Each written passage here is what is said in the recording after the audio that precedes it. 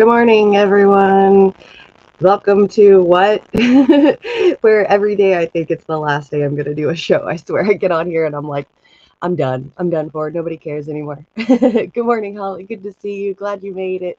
I hope you got the notification. I actually set up the live stream like really early last night, so I'm hoping it worked out where you could see the notification because I set it up a little bit earlier than normal. So, good morning. Good morning, John. Good to see you.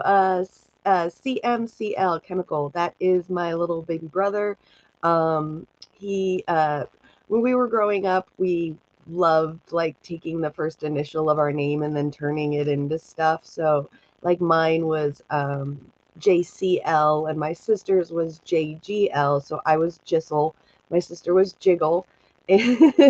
And my brother Kevin, his is KMCL, Kevin Matthew Christian Lagan, and so that's how he got his name, Chemical.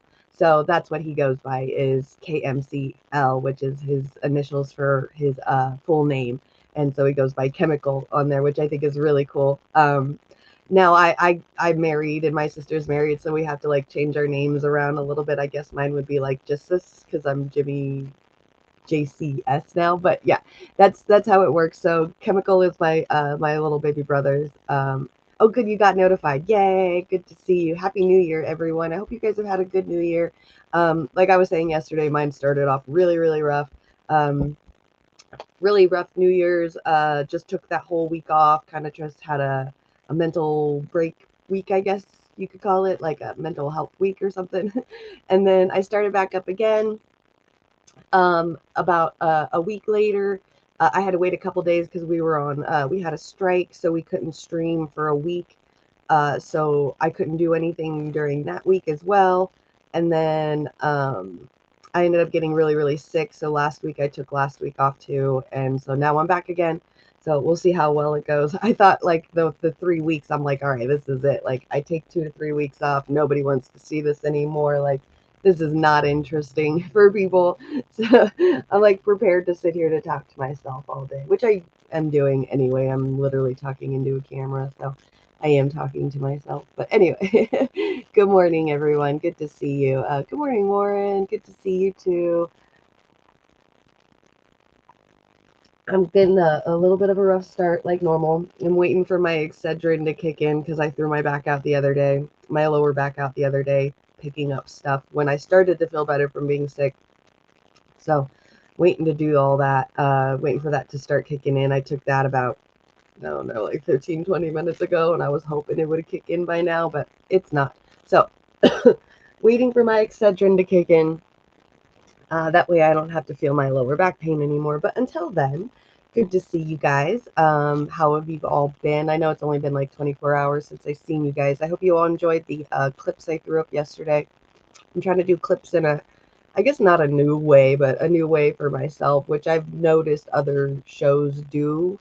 Um, it's just I never really wanted to take the time to do it because it's like it turns like a really quick clipping process into a lot of work because what you're doing is you're taking like let's say one article like I was doing yesterday.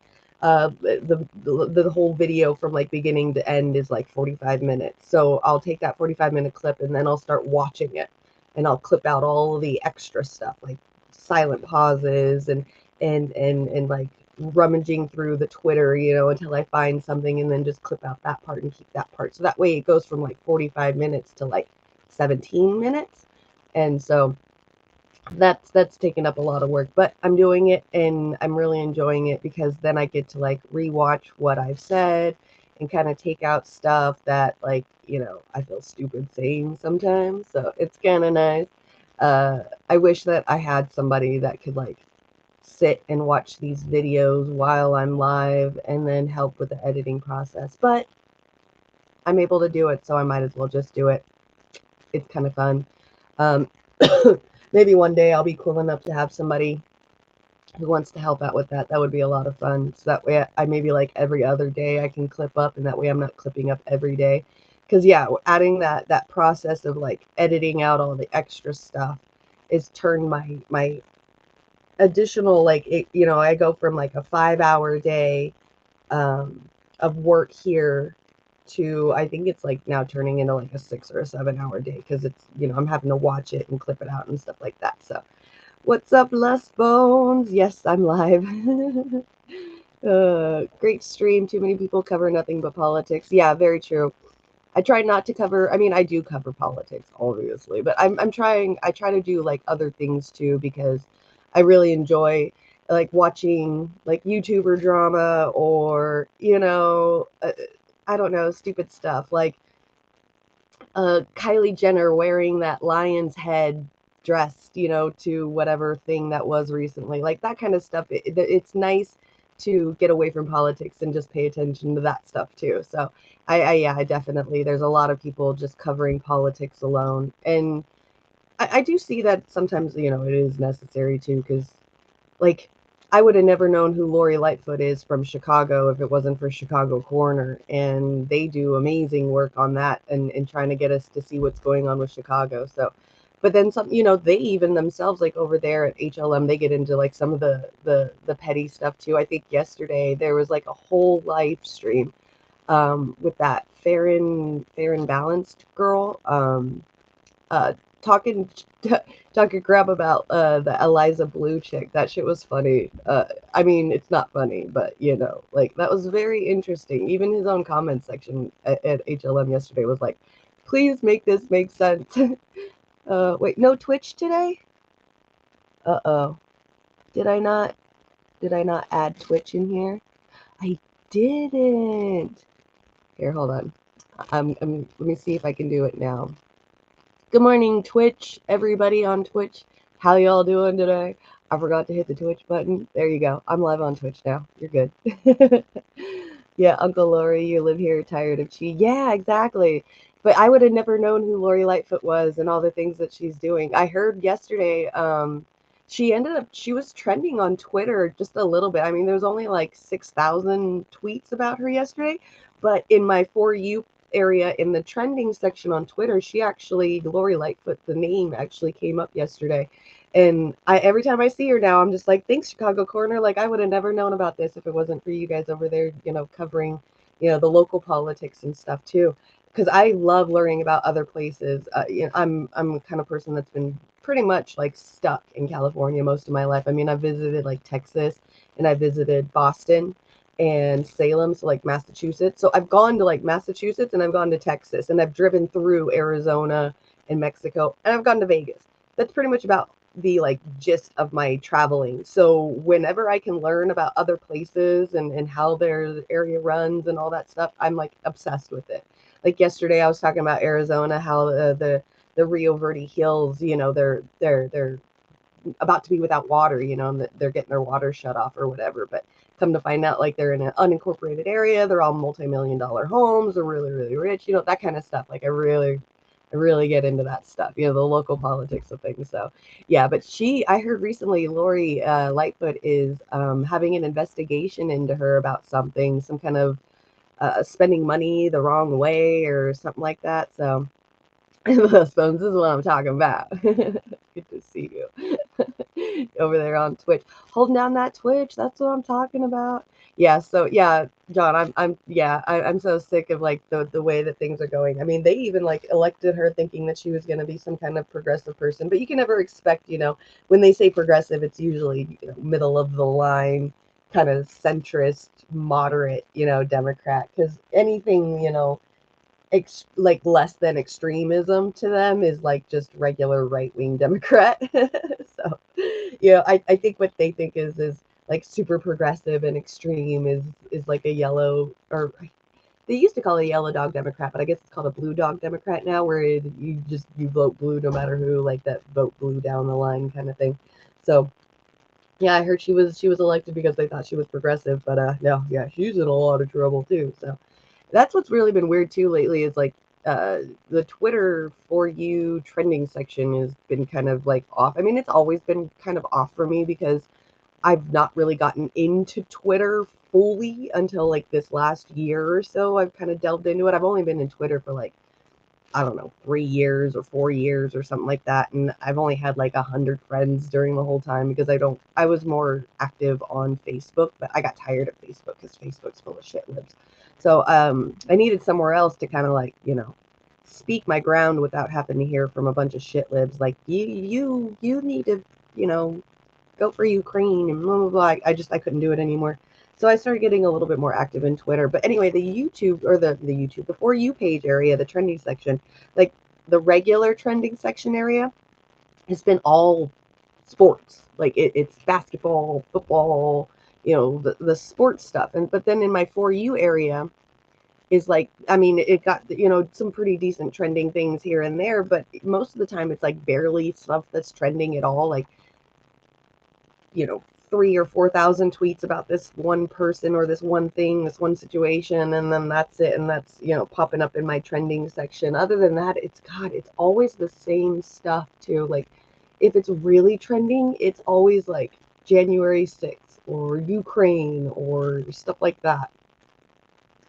So like right now, what was it? There's some stuff trending on Twitter yesterday that was just super, super, super boring, and I couldn't handle it anymore. And I'm just sitting around waiting, like, is there anything else going to come up? Because this trending section on Twitter is crazy. So yeah, my trending For You trending area on Twitter is just off the hook. It's really weird. Things that are trending, I really don't care about. And then the things that they put there that aren't really trending, that are kind of like, small little trending stuff, is like stuff that I actually am kind of sort of interested in just because it's kind of petty. But man, I always thought like the trending section was always like looping, like it was always continually upgrading. But it seems like some of those tweets that like are trending now, you get tweets from like months ago, and you're just like, why am I reading something about months, like from a few months ago? So like a hashtag will be trending, and I'm like, all right, well, what's this hashtag about? Like murder, I think, was one of the ones that have been trending recently, the last couple days. And I'm like, okay, what's this about? Murder. And it's just a bunch of different stuff. Like everybody just complaining about murdering in different, murder situations. And I'm like, well, then why is this trending? Like, I'm trying to understand you, Twitter. Why are you trending? Like, why are you trending this word? And I get it. A bunch of people are using the word murder, but what was it originally for? Like, I want to be able to talk about it on my show. Like, why did it originate? Where did it originate from? Twitter is garbage. I know it is. It's so hard to get into this stuff on Twitter. It's super, super hard, but I'm trying. I'm so used to I'm used to Facebook where I was just like a meme god for probably a year or two on there. So I wouldn't put too many things on, like, photos and stuff of me and the family going out because, I've got family on my Facebook. But like most of the time I could go a day or two and not post anything on Facebook whatsoever, and then I'll post a random meme that's really, really funny, either one that I made or one that I found, and I'll get like 20, 30 likes, and then, move on to the next. I'll meme some more, and then take a couple days off and do that. But like on Twitter, it's like you have to be constant. You have to like 3 or 4 tweets a day just to even get some kind of traction kind of thing on there. And I'm not that kind of person. Like I'll do 1 tweet every couple of days unless I'm doing a show. Then I'll tweet like 3 times within an hour, and then I'm like, you did that way too many times within that short period of time. You need to take it back. I'm still trying to learn, the thing. I mean, I understand what you have to do in Twitter. It's just my body is like, you don't want to do that. That's boring. That's too much work. Just do it when you're ready, and people will come up in there, and they'll eventually see it. So I got to figure out a way to get myself used to how Twitter works and then work that way, because I'm so used to the way that Facebook works. So that's I think my biggest problem is I think I need to be more active on there. And then somebody told me like to be able to get traction on Twitter is to find those trending words or those trending hashtags and then use them in your own post. But it's so hard to do that. Like, the last 2 days, the word murder, like, why would I want to text anything or tweet anything that has to do with the word murder? Like, why would I want to do that just to get the traction? It doesn't, like, I see how people are wanting to do it to get the traction. I just don't see myself doing that. It's really hard. Like, what is in my brain that's going to come up with the word murder that's not going to be morbid and weird and creepy and dark, and people are going to think I'm some kind of like psycho serial killer or something. just from a post like that, or a tweet like that, because I wanted to hop into that algorithm of that trending word or something. It doesn't make any sense to me. So that's been my hardest thing, is just trying to find what to tweet about when I see the trending stuff. So it's hard. I see Johnny Axum do it all the time. Like, he's really, really good at that. He's kind of the one that I learned that from. But man, it's super hard to try to do that. It's really, really hard. It's not as easy as people think it is. So it's actually fun if you cut out all the crappy people, to be honest. Yeah, but how do you know which ones are the crappy people on Twitter, and how do you know which ones aren't the crappy people on Twitter? So that's the hard thing, is like having to find out the hard way, because you want to give everybody the benefit of the doubt, because we're all in the same circle together, and then you find out that people are shitty, and you got to learn the hard way. That's the rough stuff. So good morning, Amber. Good to see you. Shane, good to see you. Good morning. Good to see you up and about. I heard you were getting sick again, so I hope you're doing all right. Technically, it's almost impossible to get sick twice that soon, but it could happen. It's interesting. Yeah, so that's what's been going on with me. Stupid, boring Jimmy's life when it comes to learning algorithms and learning how social media works. Speaking of which, I got some really interesting stuff, minus, a lot of political stuff. I believe there's a couple of little political things here and there, but I think most of the stuff that I got from today seems, it almost is kind of, it's not petty, but it's like this parasocial or this social kind of stuff that seems to be like what's been really kind of, Kitty, no, that is my earphone. See, you're the reason why the right side doesn't work on my earphones, is because you play with it like a goddamn toy. Put it down. Put it down. Put it down. Get it out of your mouth. What the hell is your problem? Jesus. So yeah, so some of the stuff that I have for today is what did I find? Oh, so Santos, I know you guys have heard of him. I guess he's been like lying about everything.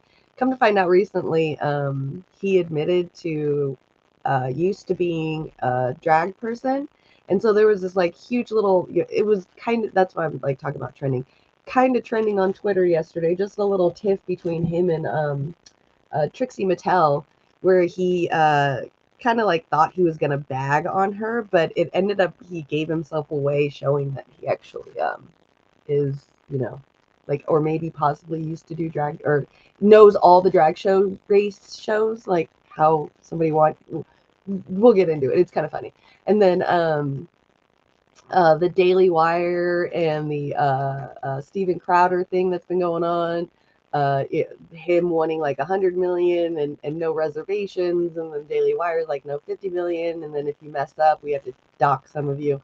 So I got a couple of videos and stuff like that, which is actually kind of funny, because like right around the time that they were doing that, I found that the Steven Crowder show is actually looking for employers, and then also found like some of the Steven Crowder's past of how he actually is paid, and some of his Instagram sponsors. Woo, it's gonna be fun.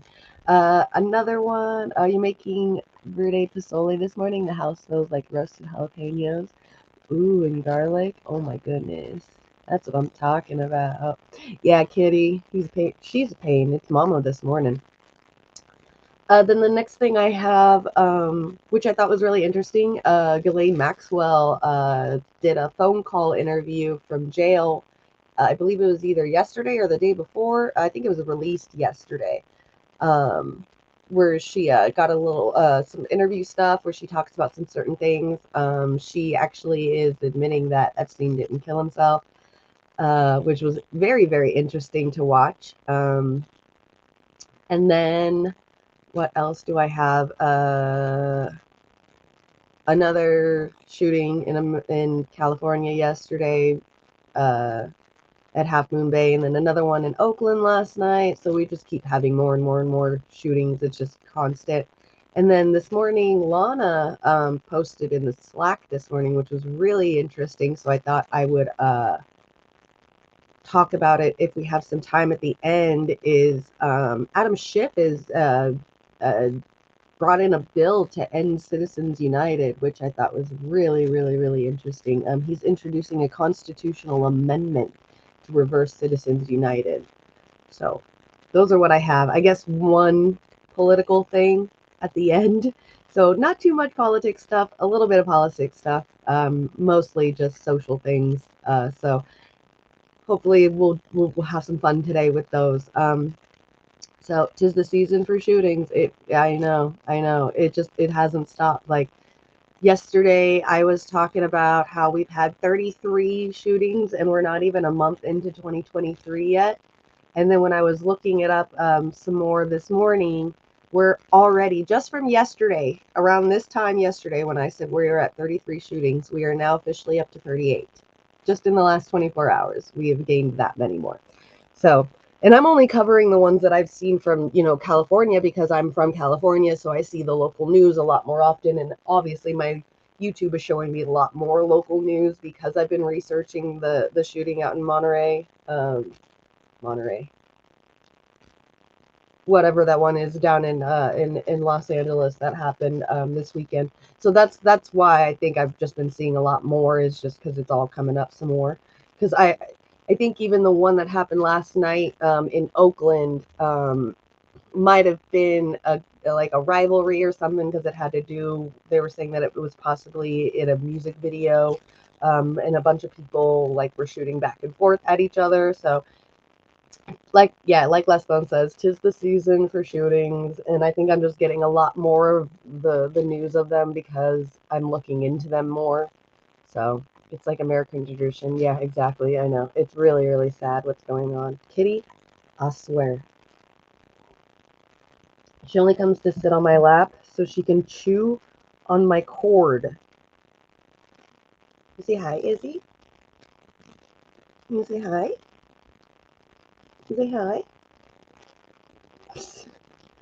She's all wiggling her tail like she's mad at me right now. You say hi, Miss Izzy. Yep, she's wiggling her tail like, bitch. See? Like, I don't really like what you're doing. I'm sorry, Mama, but you keep chewing my cord. Okay, so let's get started, because I got quite a few things today. Here you go. Oh, yeah. I bet that felt good, huh?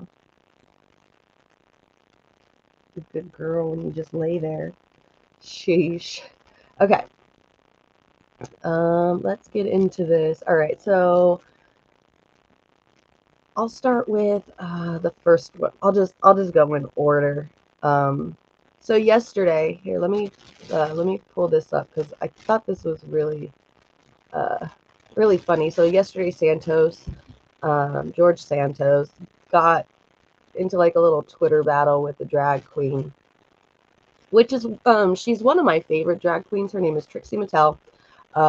She does a show on YouTube called where they talk about whatever they want. It's kind of like where I got my idea of doing like welcome to what, and then I just say some random stuff like this is the show where, and then whatever pops out. I got that from the Trixie Mattel and Katya show on YouTube, which is two drag queens. Like I said, it's called and they just talk about whatever they want. Each episode is something different. They'll talk about taxes, or they'll talk about death, or they'll talk about makeup, or just whatever that one topic is. They'll go on about it for a little while. Yeah, that's the name of their show. It's kind of like where I got the what. So I absolutely love Trixie Mattel and Katya. They are two of my favorite people. Just the funny thing is, though, is like I'm not really big into the RuPaul Drag Race shows. Like I've seen a couple of episodes here and there randomly on YouTube. I never got into actually watching the shows.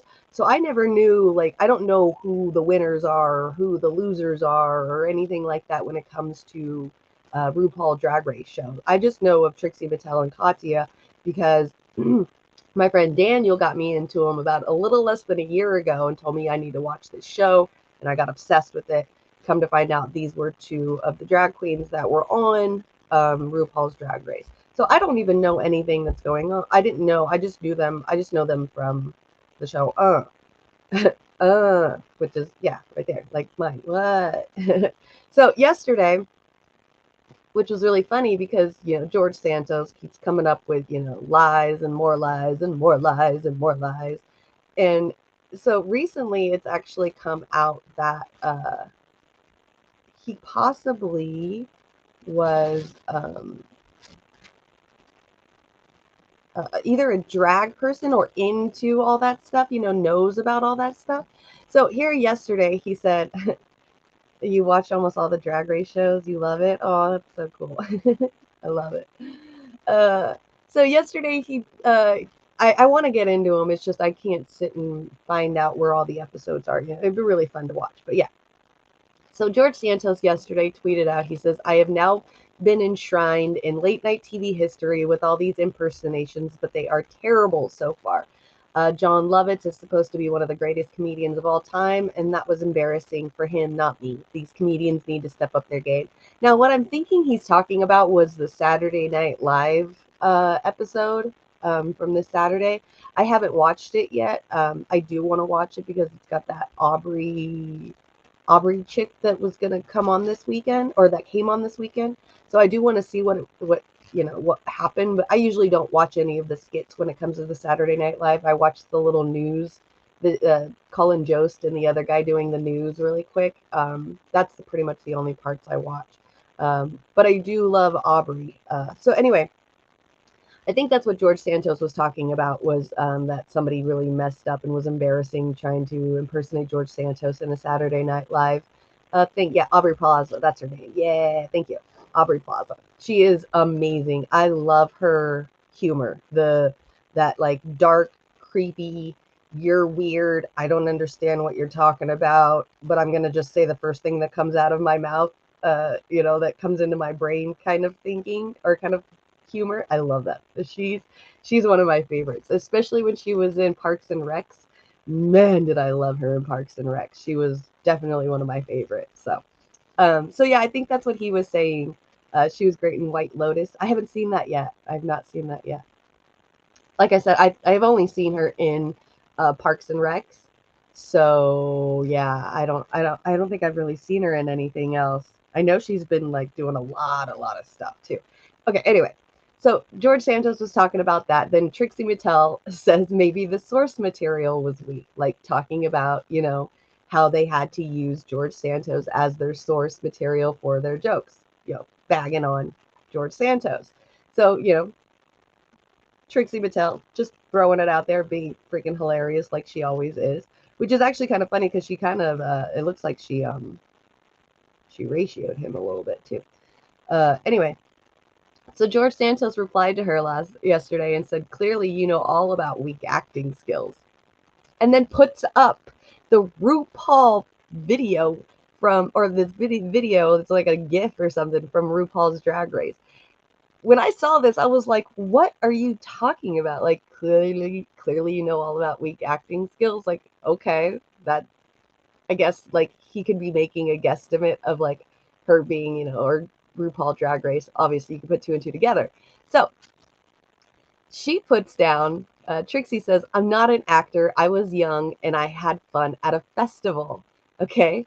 And then, and then he replies, it's all good. I won my race against the fan favorite too. Muscle arm with an American flag. Okay.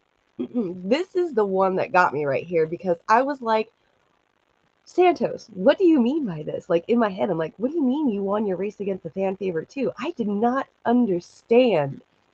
I don't understand what you're talking about. And so I started going down into the comment section of other people, and they're like, oh yeah, George Santos knows more about the RuPaul Drag Race than we expected, because I guess what happened was Trixie Mattel ended up winning. I tried to look for it last night on YouTube. I could not find it anywhere.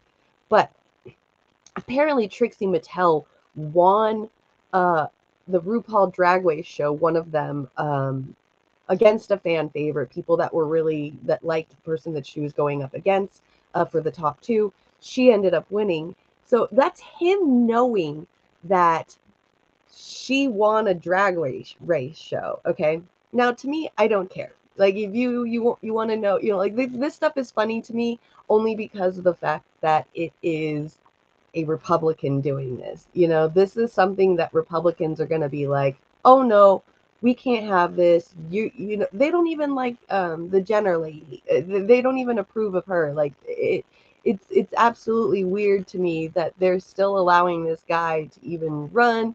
He admits that he was a drag queen when he was younger, that he's actually played as a drag queen, which is totally cool. Like I said, it's just the anti-conservatives, or the conservatives that are anti all this.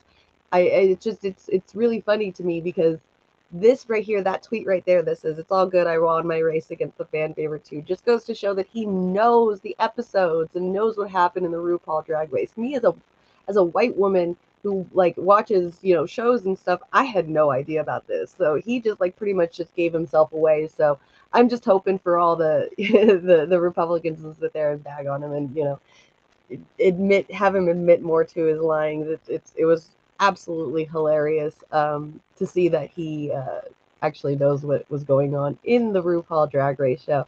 And I love Trixie Mattel for even replying to George Santos. Um, let's see, it's the what are other people saying? Girl, not you being a super fan, knowing the lore. See, like that's what they're saying about George Santos, clearly not beating the allegations. That shit was so fucking funny. This is interesting because you don't know anything about this. Oh yeah, that's right, because you like left Twitter yesterday or like a few days ago. So yeah, this shit was hilarious to see. I try, like I said, I try to watch some RuPaul Drag Race stuff, like the best of Trixie Mattel and all of that, and I couldn't find where the fan favorite was. Obviously, you had to have been like a real true fan of the show to understand who the fan favorite is and how the whole lore of all of this, goes into everything. So I am not, and I had to actually teach myself this as a white female, cis female. I had to teach myself this, which was absolutely hilarious because I just can't wait to see like what are the Republicans having to say about this. Are they going to be okay with this? What's going on? Obviously, like I said earlier, I have no problem with Drag Race. Men have been dressing up in opposite women's clothing ever since women weren't allowed to be in plays. Back in the olden times, drag doing dress up as females is something that's been going on for thousands of years. Even military used to do it for shows. So this is just no big deal. If you know who Trixie Mattel is and you've seen a lot of the stuff that he does, outside of like performance and doing his show and the RuPaul Drag Race and all of that, you'll see he's just a regular boring. He said it himself yesterday. He's just a regular boring dude who doesn't like to be hugged. So, he says that Trixie Mattel is his show. So I thought it was really, really funny to see these two going at it, and then Santos kind of giving himself away that he actually watches this stuff. Man, this guy's story just keeps getting better and better and better and better and better, which is hilarious. So people wanted her to play Wednesday. She would have been perfect, but she's not in her 20s anymore. Oh, Aubrey Plaza. That would have been a good one, too. Maybe they should do like a Wednesday grown up. That would be great. That's what I think a lot of us wanted. I don't want. I mean, I haven't seen the new Wednesday show. I kind of like it. I do want to see it. I mean, I don't know if. Ow, cat. I don't know if I like it. But I do want to see it. I think it would have been a lot better if they would have done a grown up Wednesday. There's a girl that used to be on YouTube that did a Wednesday show, which she actually was told by Disney to stop doing the show, or they were going to sue her for copyright. This was a few years back, but she got like 4 episodes in, and she was an adult Wednesday Adam, and I absolutely loved her. I thought that she did a really good job, and that's kind of what I would want to have seen, is like a grown-up Wednesday Addams instead of a remake of a kid Wednesday Addams all over again. But Tim Burton, I think he's losing his touch. which makes me sad, but yeah. That would be okay, Aubrey. Yeah. You want to watch The White Lotus? Yeah. Oh, what's up? Good to see you. Wait till you see it. It's so good. Okay, yeah, I definitely do want to see it. You're watching The Last of Us right now. I wanted to see it, but then I heard that it's exactly like a video game, so I haven't really wanted to get into that all of that yet. At least until I play the video game, but I heard it's very, very, very similar to the video game. So yeah. Let me pull this off so I can talk to you guys and bring up the chat some more. Gomez in the show was terrible, not handsome. I think that's what the whole point of what Tim Burton was wanting to do was the original, like the original, like way back in the day, original was a tall, skinny, um, not very attractive looking Morticia Adams, and then Gomez was this like short, round, very harsh looking Gomez. I think that's what Tim Burton was trying to do was more combine it with the older original version of it. But yeah, you're right. Like I do love me some Gomez Adams from some Adams family, the Caramia and the Molcher and the kissing and the kissing up of the arm and the dance and oh man, I whew, man that is like S tier top 10 man right there. The adaptation has been good so far. Okay, good. Okay, good. Yeah, sorry. Hey, Marcus, what is going on? You guys go and check out and give Political Matrix a follow. They are on YouTube as well.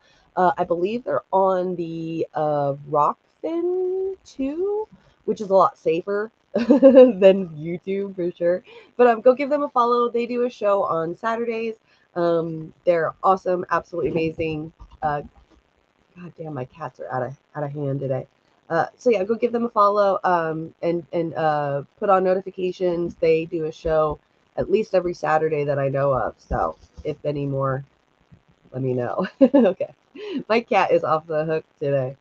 Uh, the original Gomez, yeah, exactly. The original Gomez wasn't attractive, and that's what I think that Tim Burton is doing is like that familiarization of the old original one. So right. Um, but yeah, that's what's really funny. So I thought, I mean, of course, like I said, I know it's freaking petty. I actually want to show how even more proof that he is obsessed with the RuPaul Drag Race. So this person said, uh, so not George Santos revealing that he not only watches Drag Race, but that he even knows who the girls are. And then he says this guy says he follows them all on Insta, Lamau. And they said, stop, that's so funny. And then this person said, he even follows the incredible Amanda Lepore, which I don't know who that is. And he said, I'm obsessed. So here's, somebody screenshotted it. So here's Santos for Congress's Instagram right here. And if you notice, he's following, it says Alyssa Edwards, all of, I don't know who these people are, but I'm pretty sure that that's a drag queen, that's a drag queen. Some of these women, man, they could possibly be like trans too. So, but some of these drags, these people know more than I do. I don't know who these people are on this following page, but apparently these are drag race contestants from the RuPaul Drag Race. So it's just more proof that Santos for Congress is huge into the RuPaul Drag Race world, which I actually just found out yesterday that he's gay. Is he gay too? So like, I mean, if he's gay, then that obviously means that he's going to be into the RuPaul Drag Race. Like it's, that's the community that loves those kind of shows. So I'm thinking, okay, so what? Like if he's a gay guy, then obviously he's going to like some of the RuPaul Drag Race, stuff like that, and obviously probably even did some dragging, like he said, did some drag when he was younger at the time too. So like I said, me personally, I don't care. I just think this is really funny that this guy's running as a Republican, knowing what the Republican consciousness is like, subconscious and knowledgeable conscious, is like. So just seeing this was kind of like a haha, like welcome to the bad, welcome to the dark side, Mr. Santos, even though you're a goddamn liar about everything, which that guy, man, he is like, a pathological liar. He really has a lying problem, big time. Like there was something yesterday on the news where he was speaking Spanish to some news reporter, and he was saying something about how he had an assassination on his life, and that he needed to have security around him 24/7 in New York, and that when he was in New York, getting out of his car, going into somewhere, I don't remember, I think going into his office or coming out of his office, he got like robbed and his shoes were taken. And he's saying all of this in Spanish. I'm just like, where's the proof? Like if you really got robbed and your shoes were taken and you needed security, wouldn't there be some kind of, security force, paperwork somewhere, contract somewhere showing that? So where is that? Where is that at, dude?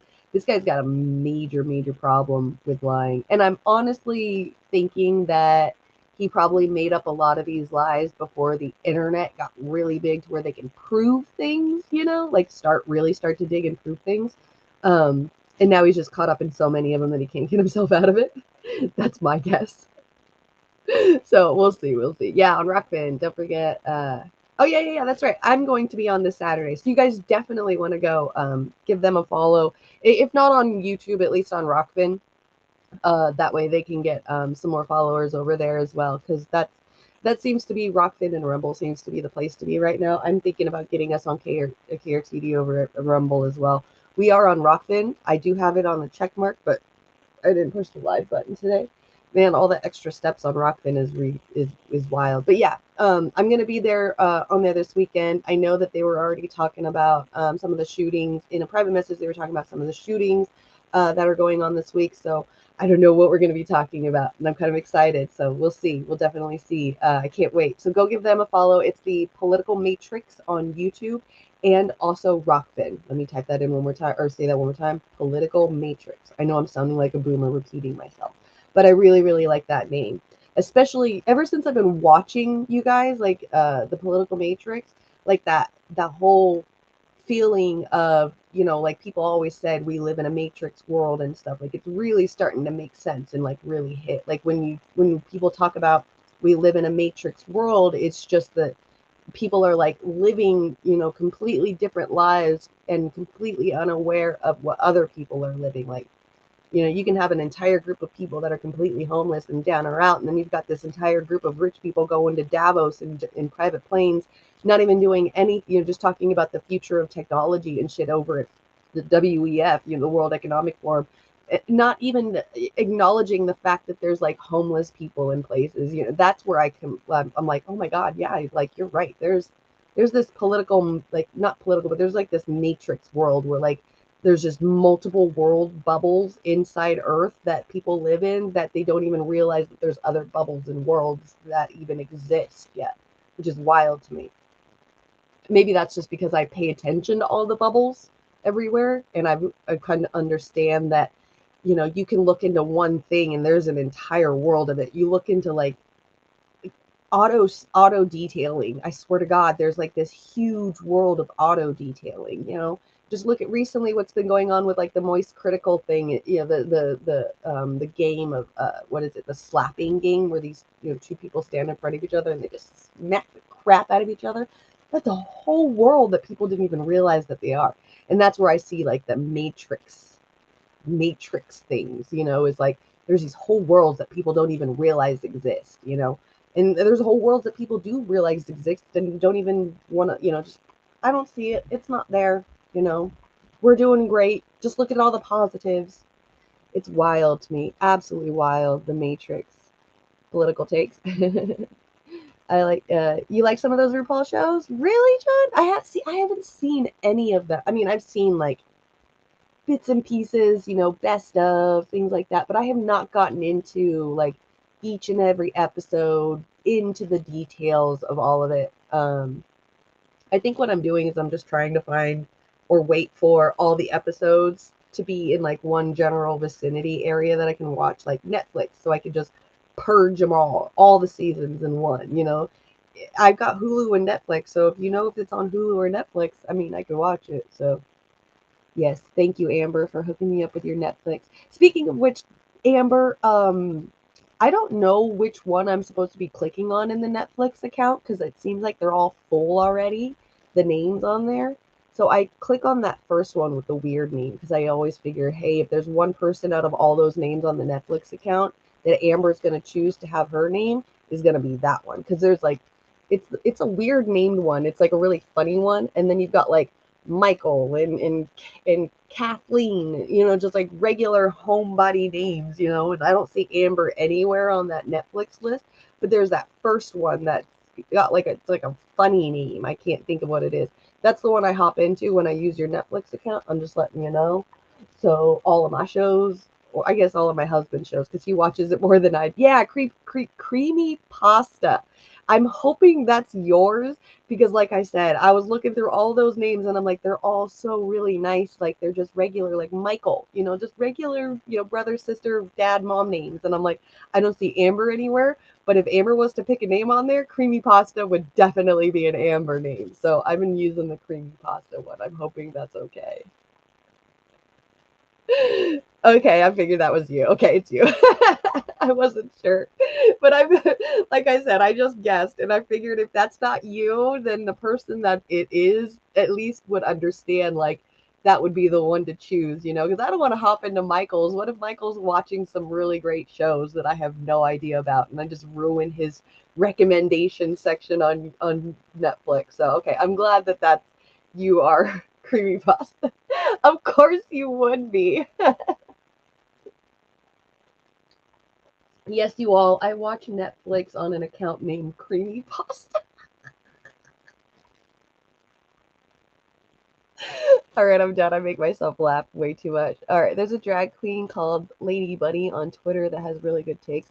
That's when I was watching some of the stuff last night of Trixie. There was somebody in there that quickly said something about Lady Bunny. I don't know if it was the person that was in the show or they were just talking about how Trixie like took on the personality of Lady Bunny for a presentation or one of the little dance shows, the dance for your life kind of stuff. So I don't know. Lady Bunny. I don't even think I'm following them, which is really weird because I'm not following any of these people. Like I'm not even following Trixie Mattel. I just saw this yesterday and I was like, this is cute. This is adorable that this is happening right now. Like, leave it up to Trixie to do something like that. He's so great. Now you're going to make me look for it. What is it? Lady Bunny? Lady Bunny. I'm looking at it. Look at it up. Oh, I'm already following this person. I did not realize I'm already following. Pig in a wig. That is cute. I love her hair. She is adorable. Look at her. She looks like Miss Piggy. That is adorable. Oh, I'm digging it. I'm digging it. I don't even follow her. Oh, look, she retweets Sabby and Glenn Greenwald. So she tweets regular ass people too. That's great. I love her. I don't even know who she is, and I love her. Thank you for telling me that. Now she's hopefully will be coming up onto my recommendation pages now, like, up on my front page at the very, front. What does Marcus prefer? I'm pretty sure you probably want to do Rockfin. I was watching Marcus and them last week, and they did a little bit of beginning stuff at YouTube, but they were doing a DJ battle, so they were doing like a playing music and stuff. I wanted to do some background music and get some rapping going. So they stopped their YouTube and went over to Rockfin. So I personally would just follow them on both. I'll watch them while they're on YouTube, and then when they go over to Rockfin, I'll go over to Rockfin. Because when I watch them on Rockfin, I have to go onto the computer. For some reason, the app on Rockfin on the phone doesn't work. And even if the show is live, it won't play it live at all. Like the video will not play live. It'll start at the beginning and then you just gotta, like, even if you push it all the way forward to live, it'll just pause and it won't move anywhere. So there's some glitchy, weird bug stuff going on in the phone app. So I've got to watch them on the computer. So I'll watch them on YouTube on my phone up until when they stop live streaming on YouTube, and then I'll go over to the Rockfin to finish watching them out there. So yeah. Oh, they followed you. Oh, good to see you, Easy. Hey, I saw your comments yesterday in some of my clips, and I just want you to know, because you asked me yesterday in a comment section, and I don't appreciate it, is if my name is Karen. Okay? Now, I just want you to know, if you watched the show, which you did yesterday because I said hi to you, and then you watched the clips afterwards because you commented a couple times in the clips, my name is right here, like right in your face. So saying and asking me that my name is Karen and saying that you're not trying to be funny, I don't believe you. I don't understand where you could get Karen from Jimmy, because Jimmy is not even really a girl's name. Anyway, you also said that one day you hope that you could show me who Jordan Peterson is. And look, I've watched Jordan Peterson. There are definitely a lot of things that I agree with him on. But there are also a lot of things that I do not agree with him on. But yes, I am definitely interested in listening to anything you have to say about Jordan Peterson. Just know that I do come with homework as well. I mean, not homework, but I do my homework as well too. So, but no, my name is not Karen. It's literally right here. Just letting you know, easy. Nice to meet you again. Good to see you're back. Interesting. Okay, so you follow both of them? Okay. Rockfin app. No, yeah, Rockfin app is not good at all, at all, at all. The ale house is healthy, pleasant, and warm. Drinks for each sing along. You're very interesting. I don't know who you are, but you're interesting. All right.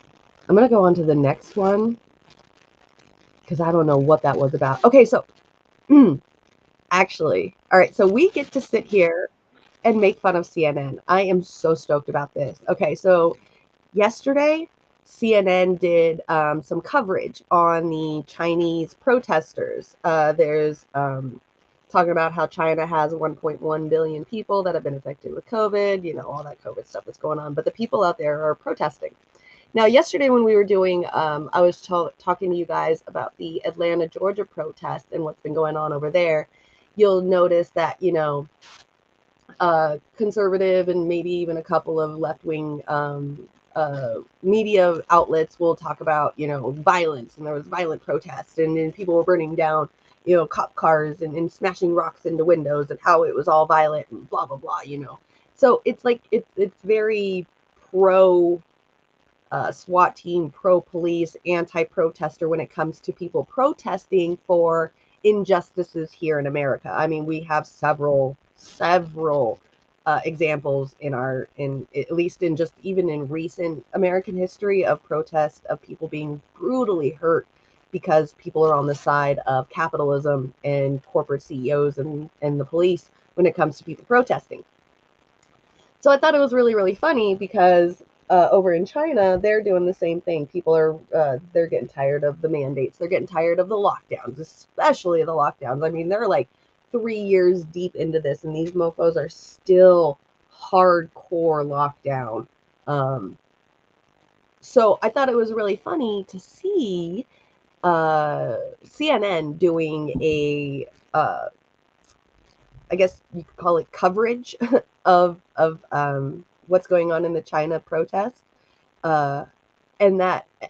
So this one right here is about a single girl. So there was a girl that was part of the protest, and then she did a video about how she was part of the protest online, and then got arrested. Now let's watch and see what CNN has to say about all of this. All right, now, like I said, keep in mind, you know, all the even the most recent protests that have been going on, you know, people trying to stop Cop City in Atlanta, Georgia. Somebody got killed. Think of all the people that got hurt during the Dakota Access Pipeline. Flint, Michigan, the people that are protesting. Anywhere the people are protesting, just remember what the media is siding on, okay? And then when it comes to China, though, you know, because you know how America feels about China. This is what the news coverage shows when people protest against the government in a country that they are against the government themselves on. So Let's watch this. I thought this was really funny. Tonight, 1.1 billion. That's how many people in China have been infected with COVID in less than 2 months. Now, officials claim that 60,000 people have died since the restrictions were lifted, but independent estimates say that that number is closer to 1 million dead people from. Okay, so China has, now remember, we got to look at this from, you know, the opposite perspective. Okay, so China has lost about 1 million people. Okay, so China lied about how many people have died. Pretty sure America does the same damn thing. They're saying that people, you know, are dying from COVID, even though they probably sometimes go into the hospital with something else and they just end up testing positive. There's also the exact opposite, vice versa. You know, people are like, oh, well, it's nothing, you know, and then they end up dying because of the COVID or the COVID. Sorry, YouTube. Anyway, so, you know, this is just CNN showing what governments do when it comes to showing numbers of things, whether their governments are trying to hide it or they're trying to exacerbate what they're trying to say. Okay, just so you know, like there was almost a whole year there where we were having a 9/11 every single day, you know, and how many conservatives were going around saying, you know, never forget 9/11, never forget 9/11, but you know, we were having a 9/11 every day and they didn't care. So, from COVID. President Xi Jinping admitting China's surge has been fierce. Retaliation against those who dare speak out against his COVID policies remains in full force. Selena Wang with a chilling report about one of the protesters who is missing tonight. It's a report you'll see first out front. Do you hear that? She said, let's hear about a reporter who went missing. All right, so they're claiming here, they're about to claim that this girl right here is missing, okay, in China because she protested against the COVID lockdowns, that she's missing. Just wait. Which is her right. She has the right to protest against COVID lockdowns if she wants to. If you're seeing this video, that means I've already been taken by the police. These are the chilling words of a young woman in China who took part in this demonstration in Beijing on November 27th. It was one of dozens of anti-zero COVID protests that erupted in cities across China. They're chanting that they don't want COVID tests, they want freedom. Police lined the streets, but the mood was calm and peaceful. Many were there to mourn the lives lost in China's Urumqi city, where a deadly fire broke out in a lockdown building. This 26-year-old woman, an editor at a publishing house, said that is why she and her friends took to the streets. She said they followed the rules and didn't have any conflict with the police. Soon after filming this, she was arrested. She knew her time was nearing. CNN has learned from sources that weeks after the protest, police started rounding up her friends one by one. Most of them also young female professionals. And see, this is what governments do. Like, I'm, you know, great on you, CNN, for talking about how these people are getting arrested just for protesting against mandates. Obviously, she's not missing. She's in jail. Okay. And then the rest of the government is starting to gather the people that are, you know, protesting one by one, which they're like against it in China, but they're totally for it in America. I hope you guys are like kind of seeing the hypocrisy. Like, why doesn't CNN cover protests in America like they're doing with this one? You know, like the 6 people that just got arrested the other day for Atlanta, Georgia, are now domestic terrorists. You know, regular people of January 6th riots are now domestic terrorists. It's just all the same, and they're okay with that. But then, you know, a government does the same thing in another country that they don't like the government, and they're like, oh, we're on the side of the protesters now. The hypocrisy is thick with CNN when it comes to this kind of stuff. Like, just imagine these people were, you know, who they're covering here on CNN was American citizens doing this. We tracked down and interviewed one of her friends who's been tirelessly searching for her. We're not revealing her name or any of the sources we've spoken to because of concerns of retribution from the Chinese state. Authorities want to intimidate ordinary people, she said. They want to turn people into emotionless machines. We can't even gather together to grieve. Police swiftly cracked down on the protesters. Oh, that sounds very familiar to what, you know, was going on in America for about 2 years, and Our country was totally cool with it, totally fine, except for the fact, you need to go back to work. You can't go out to lunch, you can't go out to eat with your friends, you can't go and hang out with your family during holidays, but you have to work, though, you have to. The hypocrisy. In some cities, violently pushing and dragging the demonstrators. But the Look at how Beijing they're violently pushing and dragging the demonstrators. Did you see the little push? Just the little push that the police officer did. I understand. Okay, I can walk and chew gum at the same time. I understand that the Chinese government is absolutely brutal to people. I get it. Okay. Like I said, I can walk and chew gum at the same time. It's the coverage that CNN is doing about this. Literally, cops held guys down on their necks with their knees 2 days ago in Atlanta. And the cops didn't, or the media did nothing about it. They didn't say anything. They didn't care. They were like, these are domestic terrorists. They're throwing rocks into the buildings. But a little push, a little bump from a police officer in China to some protesters. Oh my God, it's violence. It's horrible what the police are doing to the protesters. I wish those police that are in China were just as nice, or could be just as nice as or I wish the police officers in America could be as nice as they are in China. I'm pretty sure there are some really rough Chinese police officers, but that's not what they're showing, obviously.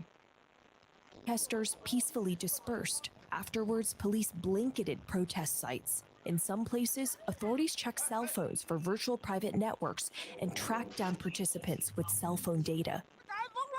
Soon after, China dropped its zero COVID policy and opened up. In his New Year's Eve address, Chinese leader Xi Jinping said it was, quote, only natural for different people to have different concerns or hold different views on the same issue. He's absolutely right. Xi Jinping is completely right. People have the right to have different opinions when it comes to the laws in their country. He's absolutely right. Well, let's see what CNN has to say. But behind the scenes, their loved ones say the retribution continues. Behind the scenes, the people say the retribution continues. Why don't you say that about American governments? Why don't you say that about American governments and what's happening in America? Why can't you say that the January 6th rioters have their right to believe that, to believe something different than, and have an opinion that's different than somebody else's? I'm pretty sure that 75% of those people, maybe even 85% of those people that went to the January 6th were there because they thought the election was rigged and stolen. And so they rioted, which is their amendment, their constitutional right to do that. At least we have that in the Constitution to be able to do that here in America. But you all treat them like domestic terrorists. But the same thing happens in China, and the media is up in a hoopla about the people of China and the protester side. Like, why can't you do the same thing for the people here in America? Why do you have to be pro-capitalist when it comes to protests in America, but you're pro-people when it comes to protesters in China or Russia, let's say, or Iran, let's say? Okay? Like, we get it. These governments are bad, but what you're doing is pre-coup d'etat stuff. Like, you get people involved and want to have a feel of a certain way about what's going on in other countries to where they feel like they're involved now. Like, their problem is our problem, because that's what Americans do. We like Captain Save-A-Ho everybody. And so this is what they've gotten us to do. Like, this is the start of this kind of stuff. They get us to feel a certain way, then we feel like we want to change, and then the military starts bringing themselves in, and then we start doing coup d'etats.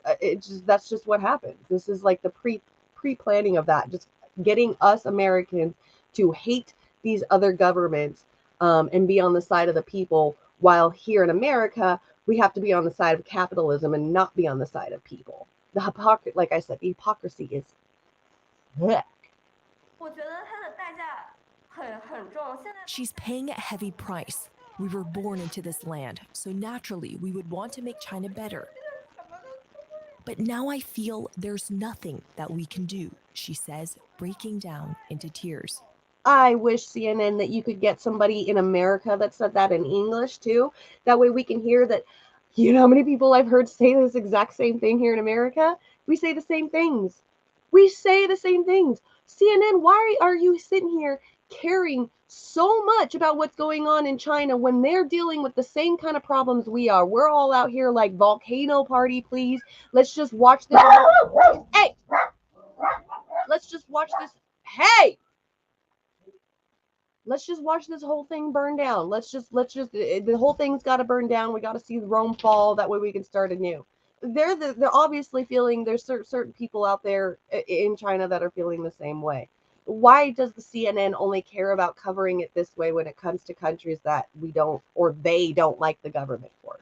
Like I'm saying, I'm continually repeating myself because I'm really hoping you guys get to like can see what I was thinking when I was watching this last night.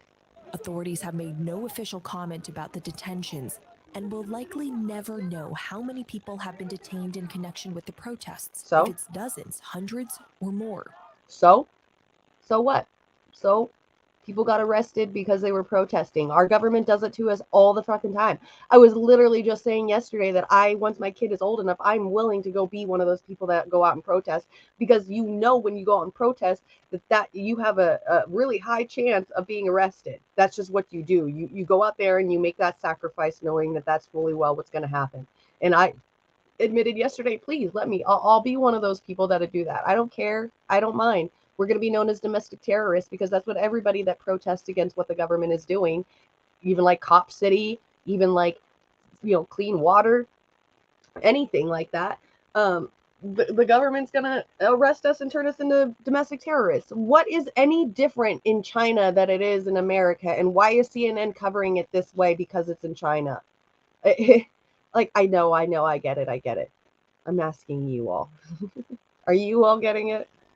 As people across China are celebrating the Lunar New Year with their newfound freedom, the young woman says the mothers of her and her friends want to know why their daughters were taken from them. In her final words in the video message, she made this call for help. Don't let us be taken away or convicted arbitrarily. Don't let us disappear from this world unjustly. And Aaron, we've learned that the young woman you saw there is one of 8 friends who've been quietly detained after the protests. We've reached out to Beijing authorities multiple times for comment on the detentions.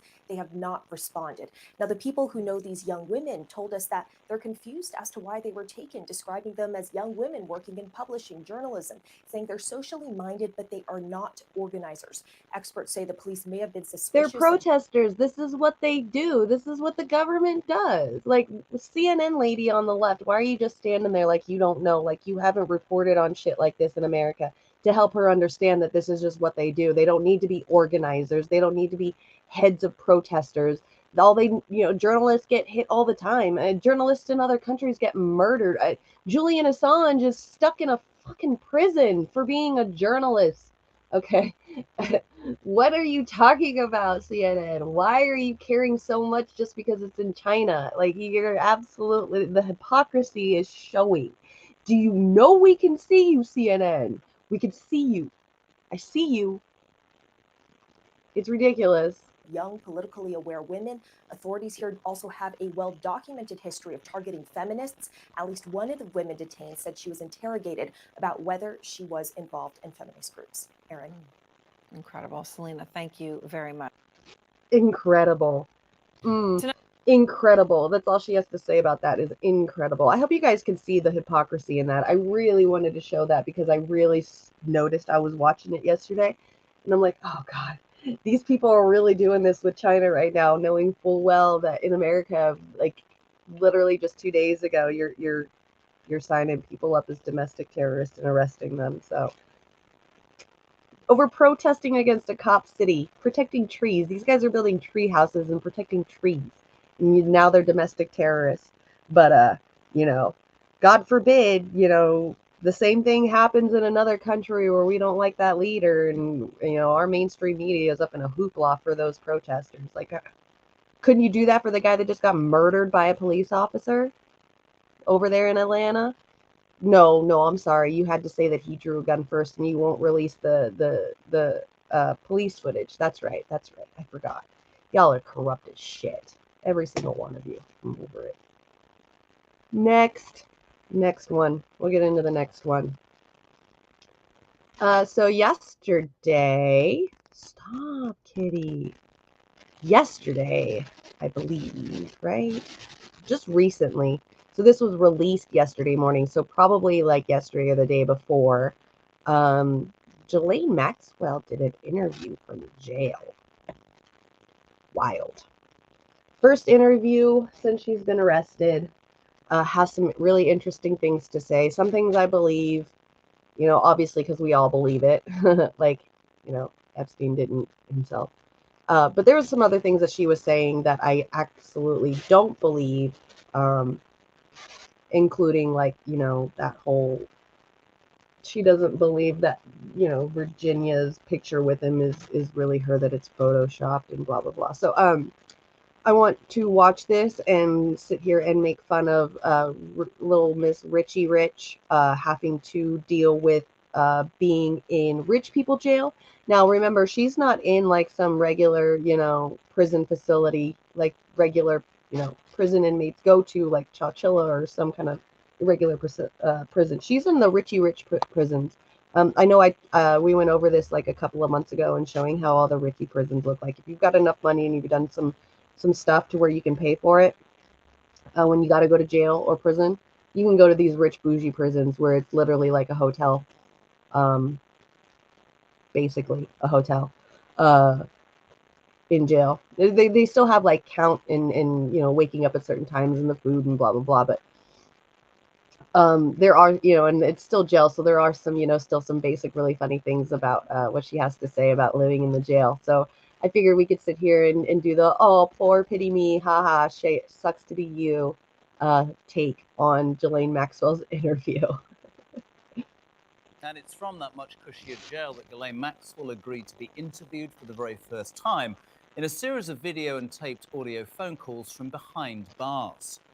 During that call, Maxwell told our interviewers and her brother Kevin, who was also present, that she's suffering from depression, having lost everything.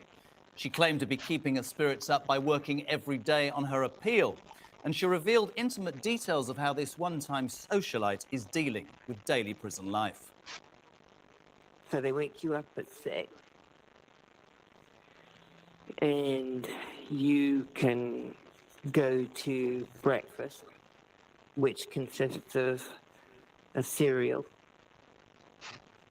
and a piece of fruit, generally. So welcome to jail. That's part of jail life. They wake you up at 6 a.m. and you go get your food. And if you don't want to wake up at 6 a.m. to get your food, then you're fucking stuck and you don't get any food until lunchtime. That's it. Now, apparently it seems like from what I'm hearing, she's just in general population. She's not even in any kind of work area. So when she gets up at 6 a.m. to go eat or to grab her food and then go back into her cell and eat, she doesn't have to do shit all day long. She just sits around, probably watches TV all day long in her cell. So she's not even in a work area in jail, as you could tell, because she would have said something about, they get us up at a certain time to go work as well. And she didn't say that. So obviously she's not in a worker area. She's in general population, probably in like a high thing, general pop thing. So yeah.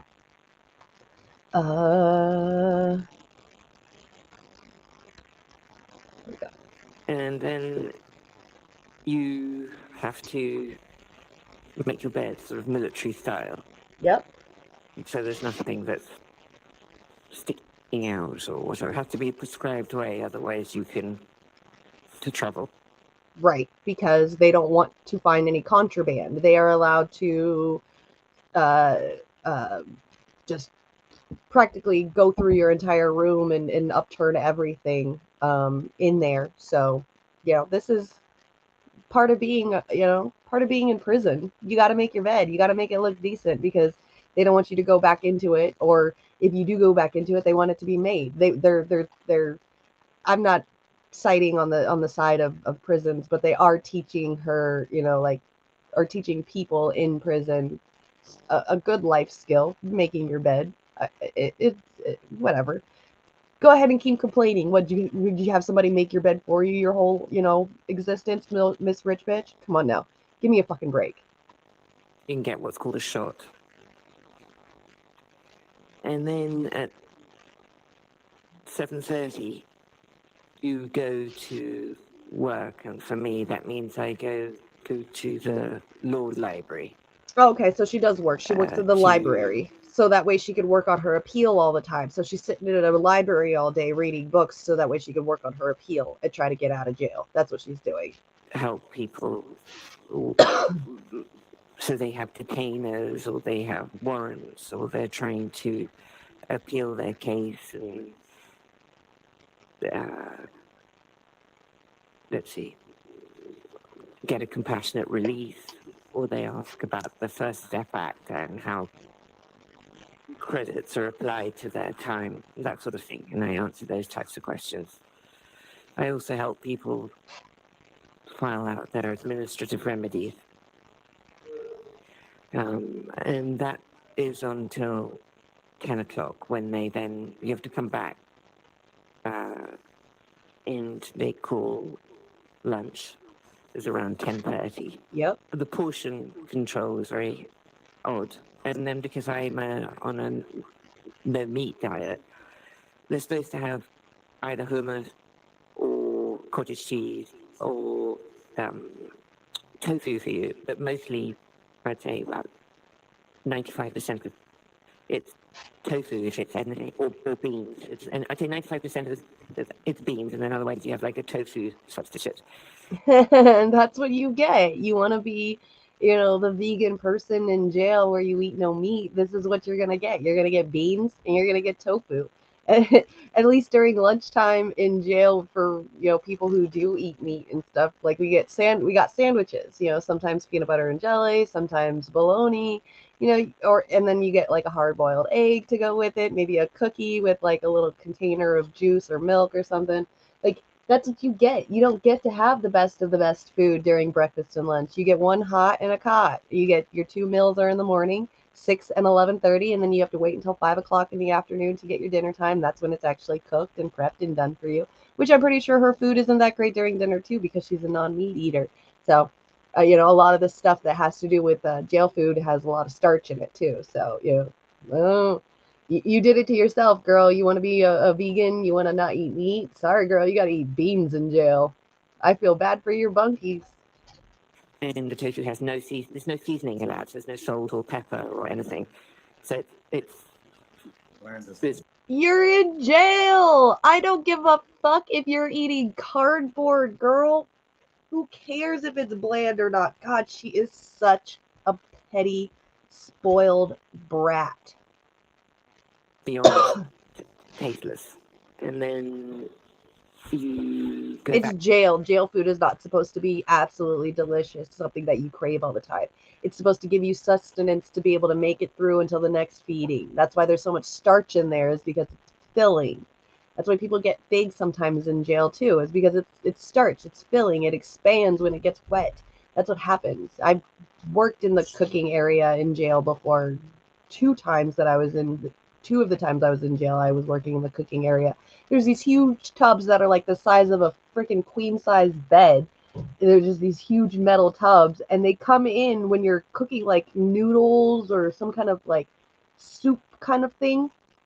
They'll come in with these like carts of just bags of starch, and you just cut that starch bag open and pour those bags into that freaking bucket of cooking noodles and stuff. So yeah, it's not supposed to be good. It's supposed to help you fill up for the next one, But I'm pretty sure she gets commissary and all kinds of good food from having so much money too. So I'm pretty sure she's not doing badly in there. She can eat her own commissary food. Back to work at 12.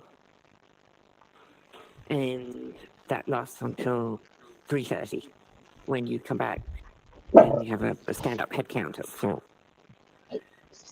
And if you are lucky, they call recreation at some point during the day. If you're at work, you miss it. And if you're not, you get to go out for an hour. Unless her appeal is successful. Typical. That's very, very typical jail of her. That's what happens. You get an hour a day out, and if you are working, then you miss out. You don't get it. That's part of being in jail, that in prison. That's what you get. You get your hour long. Oh well, You get an hour log to go outside every day. At least you get that in prison. You don't even get that in jail. When you're in regular jail, man, you don't get outside at all. Like, prison is actually a little bit more free than jail. So, some people are doing, time in jail that haven't even been, um, uh, what's the word I'm looking for? They haven't even been convicted of anything. Like they're still waiting to go to trial and, still waiting to even go to court and stuff. And I knew a lady in there that was in there for 2 years fighting her case. She's fighting her case. Said she was not guilty in her case, and she was in county for 2 years. Little old lady, just like in her 60s or something, fighting her case, but she couldn't afford to get out. So they kept her in for the 2 years while she was fighting. So, and that's just regular county jail. She wasn't even in prison yet. So just think, not seeing outside world for 2 years, like that's nuts. And she wants to sit here and complain about this? Blech. Exactly. That's what I was thinking too. I figured she would be in segregation somewhere because of how high profile her case is, but apparently she's in, not even in general pop. I mean, she is in general pop, but yeah, in the workers section. So, I mean, she must have some kind of trust there, or they must trust her or something, because usually you don't get those kind of jobs unless either you're doing a long period of time or they can trust you. Usually, especially library areas, they don't give those to a lot of people. You're usually doing stuff like line cook or laundry or assistants, like medical assistants in the medical ward area of cleaning, like janitor and stuff. Those are the kind of regular jobs that you get. Like in prison, I mean, you get a lot more. You could be like a hairstylist. You get a lot more options and stuff too. But being in the library and having access to that many books and stuff like that, especially working in the library, you don't get that job very easily. So, because you're looking through people's cases for them, trying to figure out, like she was saying, trying to figure out their good time, work time, like what's their percentage of how much time they're doing comparative to how much time they've been working. Because if you work in jail, 1 day counts as 2 days. It's called good time, work time.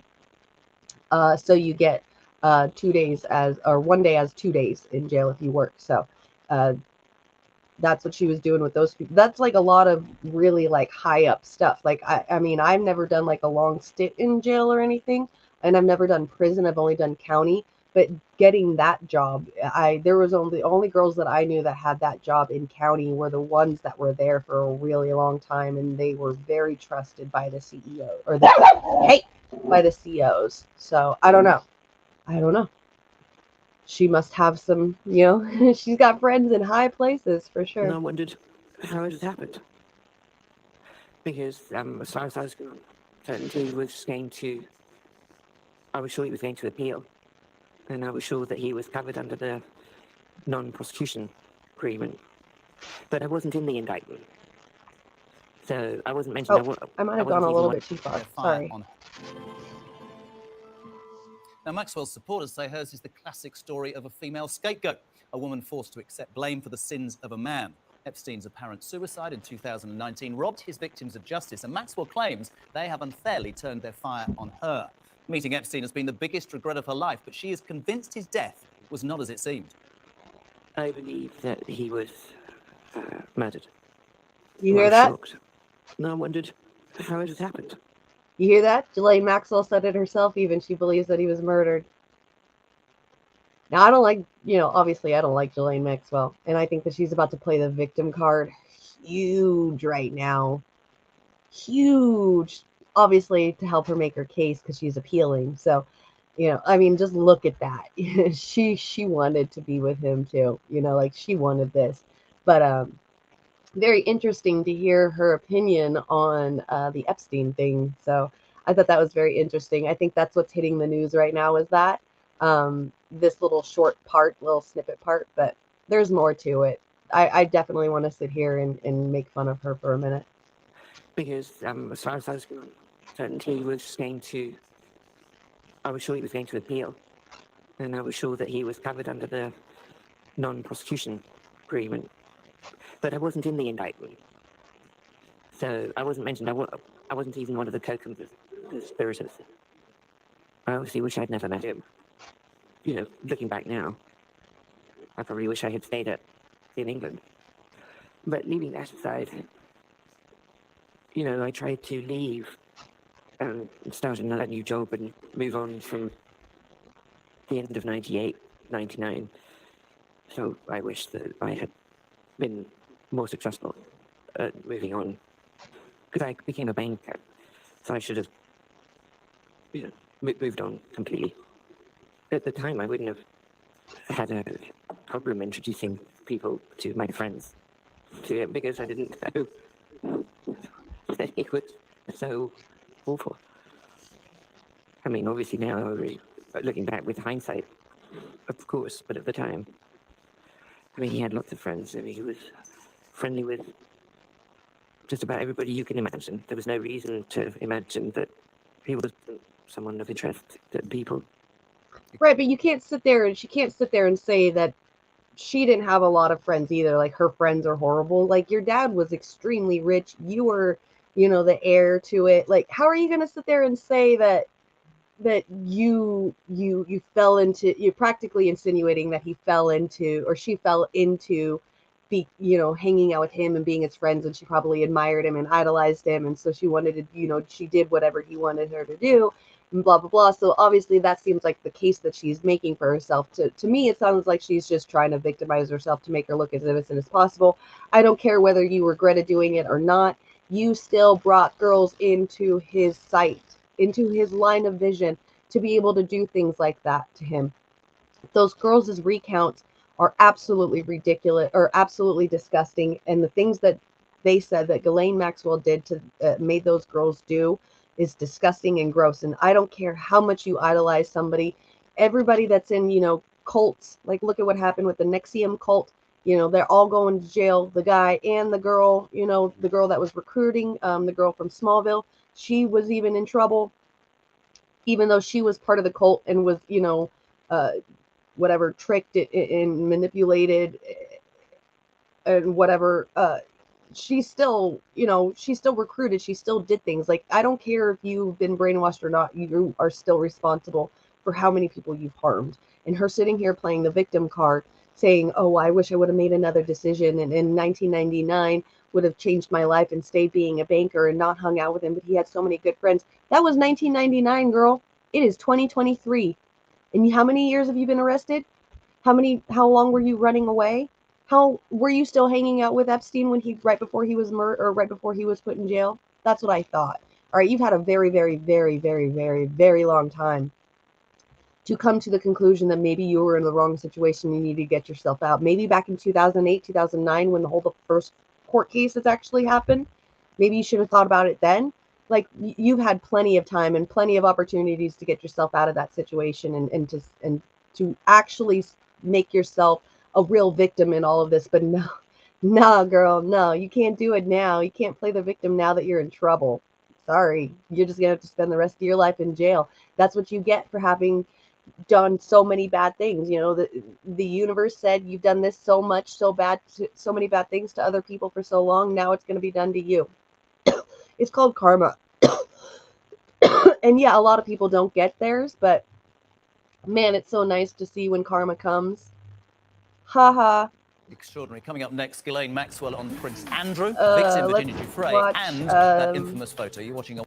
Okay, so the next part is the Prince Andrew photo thing.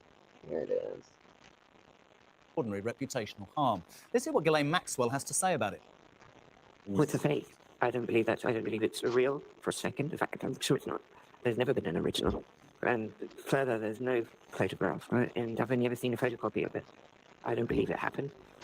And certainly the way as described would have been impossible. I don't have any memory of going to tramp. Certainly not in the outfit that I would have worn. Her stories have changed so many times about what happens, when it happens, how it happens, with different versions. And each time she speaks, there's a different version.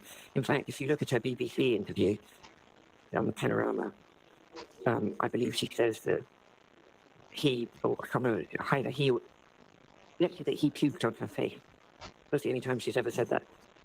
In a separate interview recorded as audio only, Maxwell also launched a I love how she's using little itty bitty tiny details to prove her whole case is wrong. Like, even if that one girl right there, even if there was a smidgen of a chance that that girl was lying about this whole thing, that does not negate all the other women that have come out against you guys. Like, come on now. Who gives a wow, girl, wow. And I'm sorry, but that photo looks very real to me. I don't know. I'm a video editor. I'm really well known into Photoshop. I'm a graphics designer, and just by looking at that photo, to me at least, looks like it's a real photo. Even the fuzziness of the picture of them, all three are exactly the same. You know, you've got that flash in the background in the mirror or in the window to show that somebody was there taking the picture. You've got the what do you call it? The shadow of Jelaine, because she's in the background and in you know behind this little wall area to kind of show that she like look. It just the flash. There's the flash with a light above them, with a light above him, showing that where he's standing, there's a light in there. I don't know. Just how can you say that that's not real? It looks so real to me. Anyways, let's see. There's a part in here where she was talking about meeting the queen.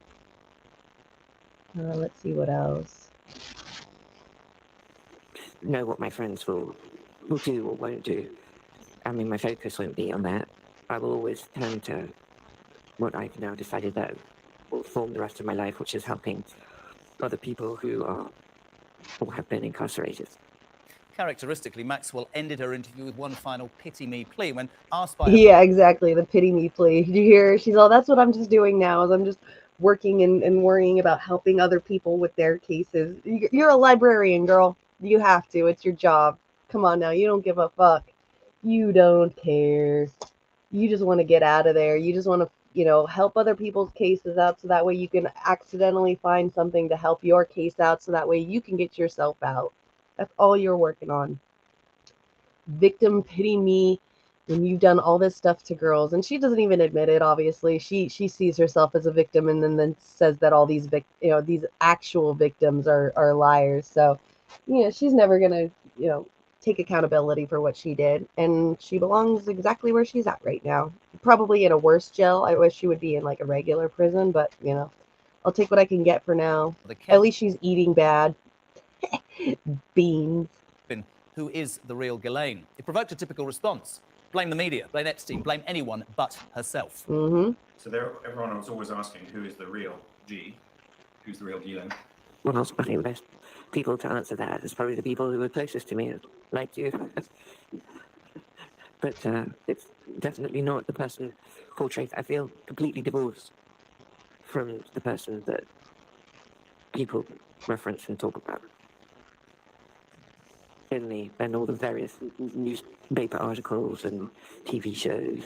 She feels divorced from what the news articles and other people are saying about her. She feels divorced from that. Of course you feel divorced from that right now because you're in jail, girl. You're probably somebody's bottom instead of being all these victims' top. So of course you feel divorced from that because you're completely dealing with the opposite. I really hope somebody owns her in there. She deserves it. Podcast.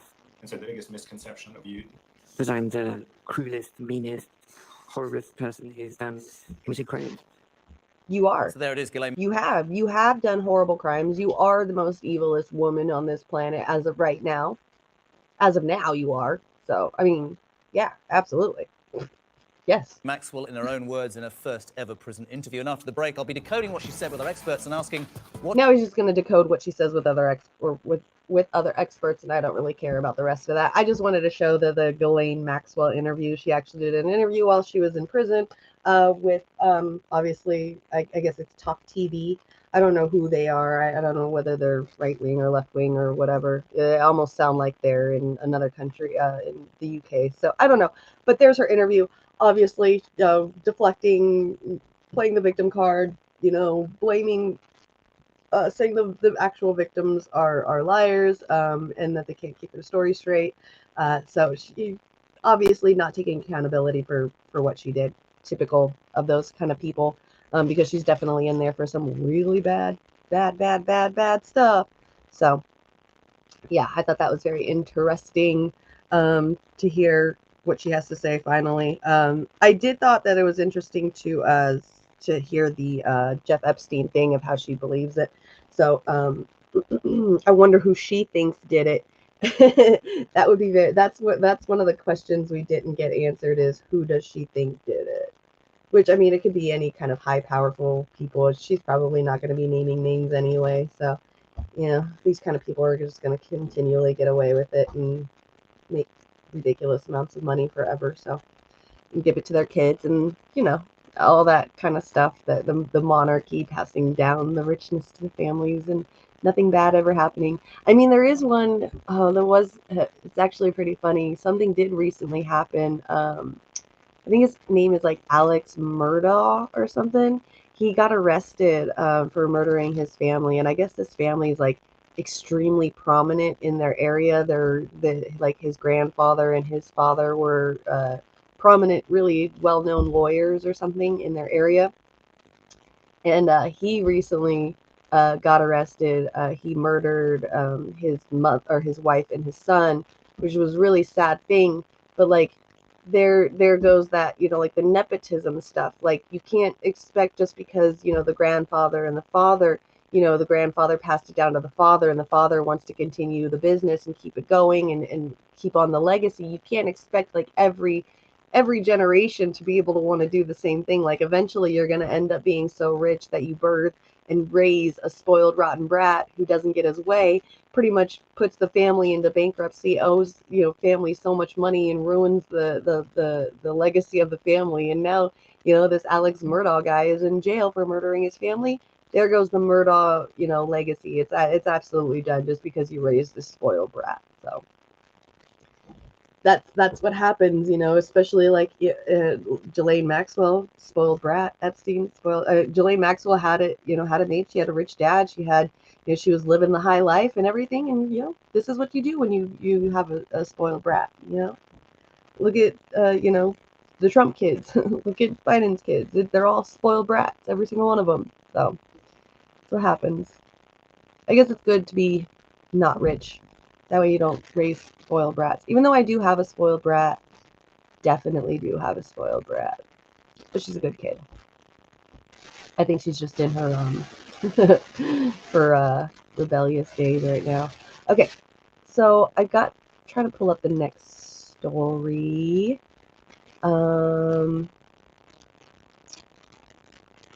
Which is actually kind of interesting because it kind of why don't you pause when I hit pause, stupid thing? So recently, I know we've all kind of kept or keeping in touch and watching and keeping updated with what's going on with the whole drama with Steven Crowder and Ben Shapiro over at their platform. But I thought this was really interesting because some other things, like, some stuff keeps coming out.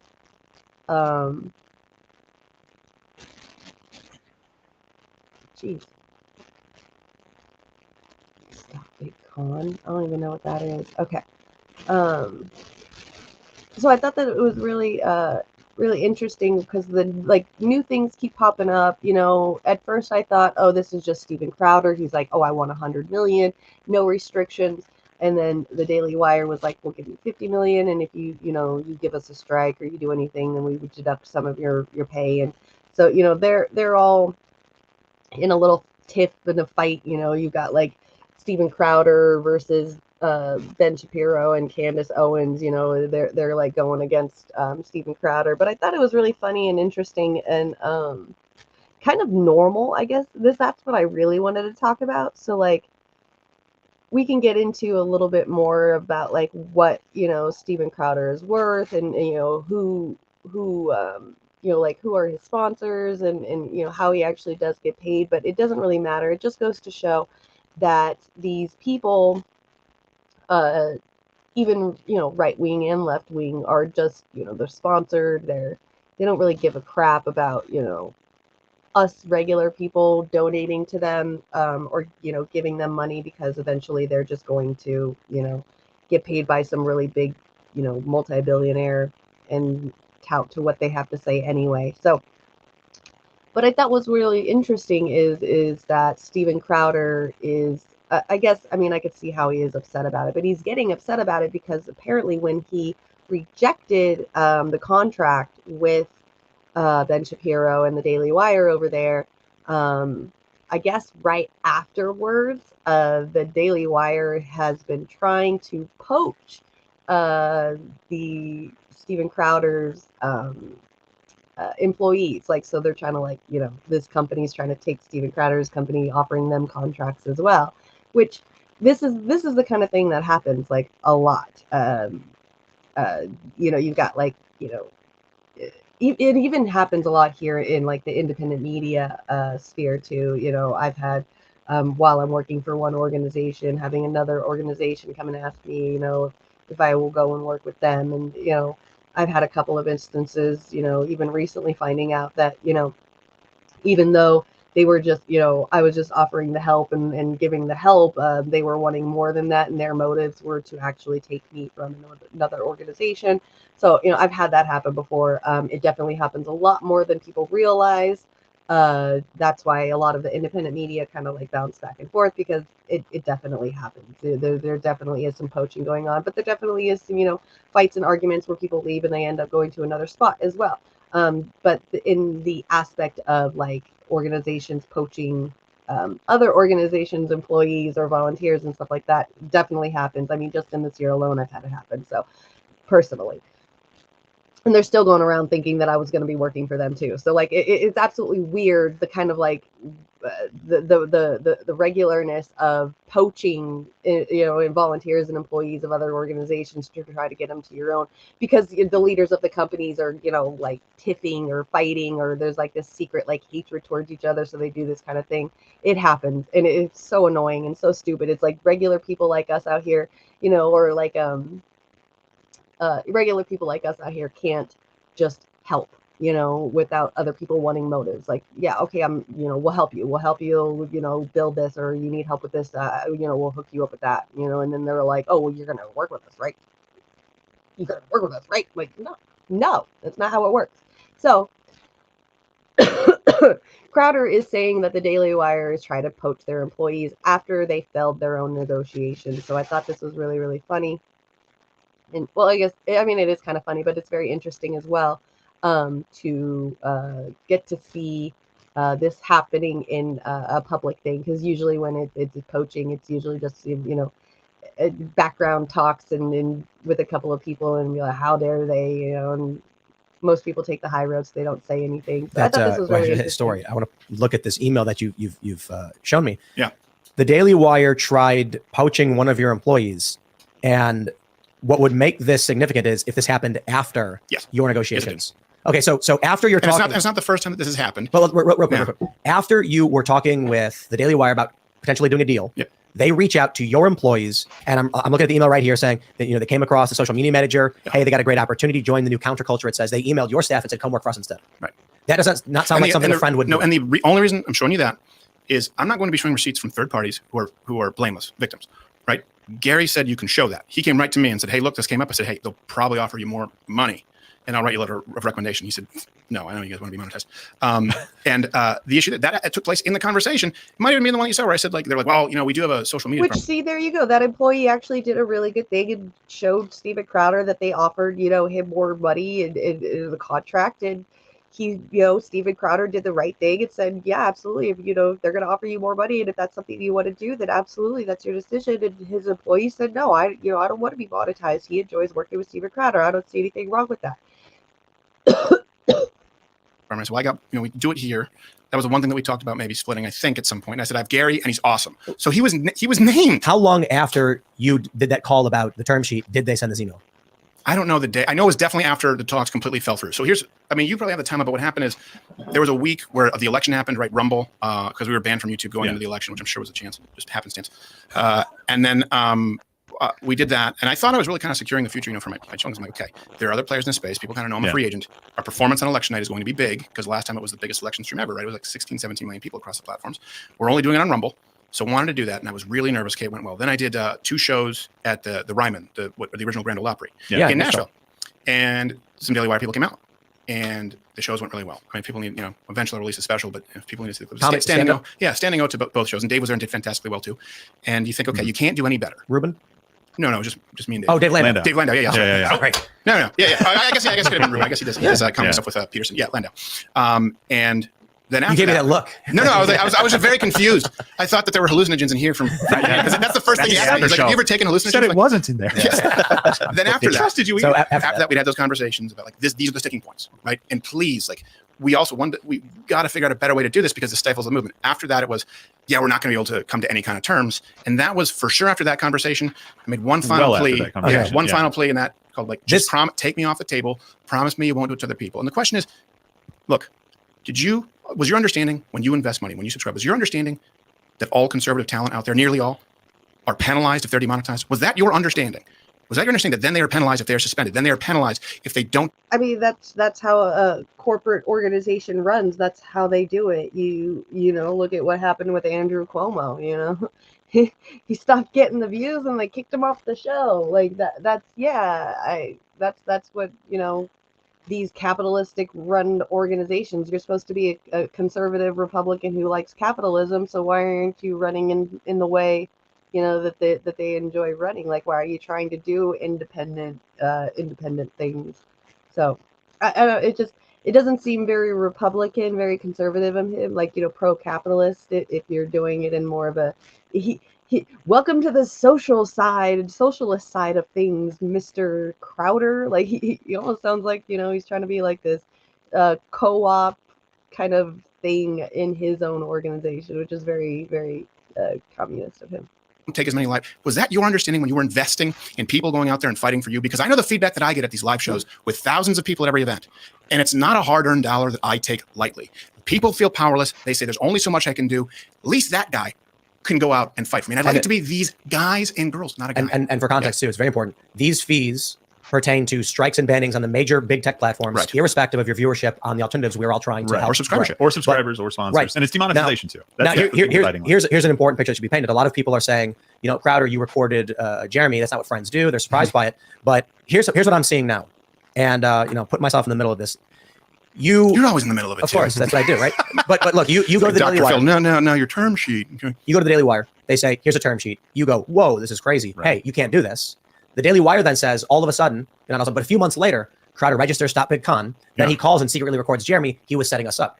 This email right here paints a different picture in that you talked with the Daily Wire and said, here's our issue. Yeah. Here's what we can't do. And they said, okay. And then sometime later, they try. No, they said, if that's the issue, this is our business model and you don't know business. But then they try and poach one of your employees, one of your. And that could be an accident, but it's not the first time. Yeah. Well, but you said you didn't mention him by name.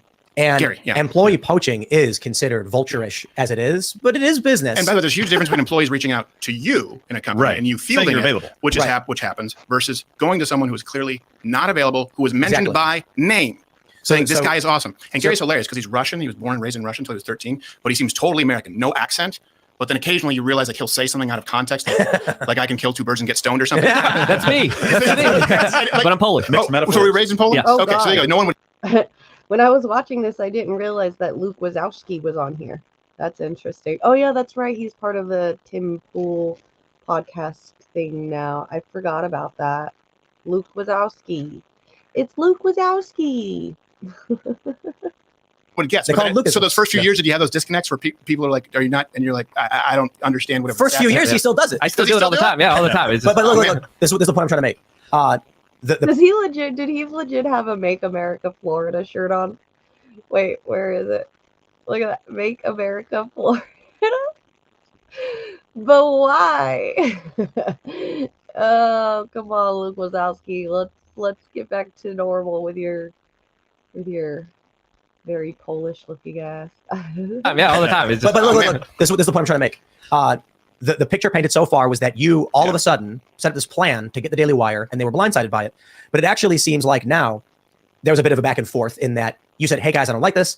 Then they say, well, that's business. Then they try to poach one of your employees. Then you're like, okay, it sounds like it's been going on for years. But everyone in the space knows it. Everyone in the space knows it. This is not. Yeah, this is what companies do. They poach other people. This is they're competing. This is called competition. This is part of your beautiful, amazing capitalism that you're complaining about right now.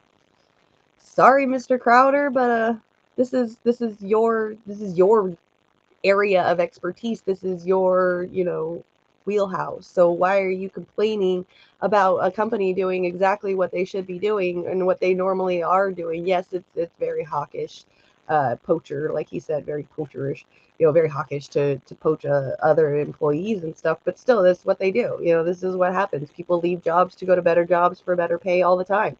Your employee decided to not do it and show you. Why are you complaining about this? It's super funny to me.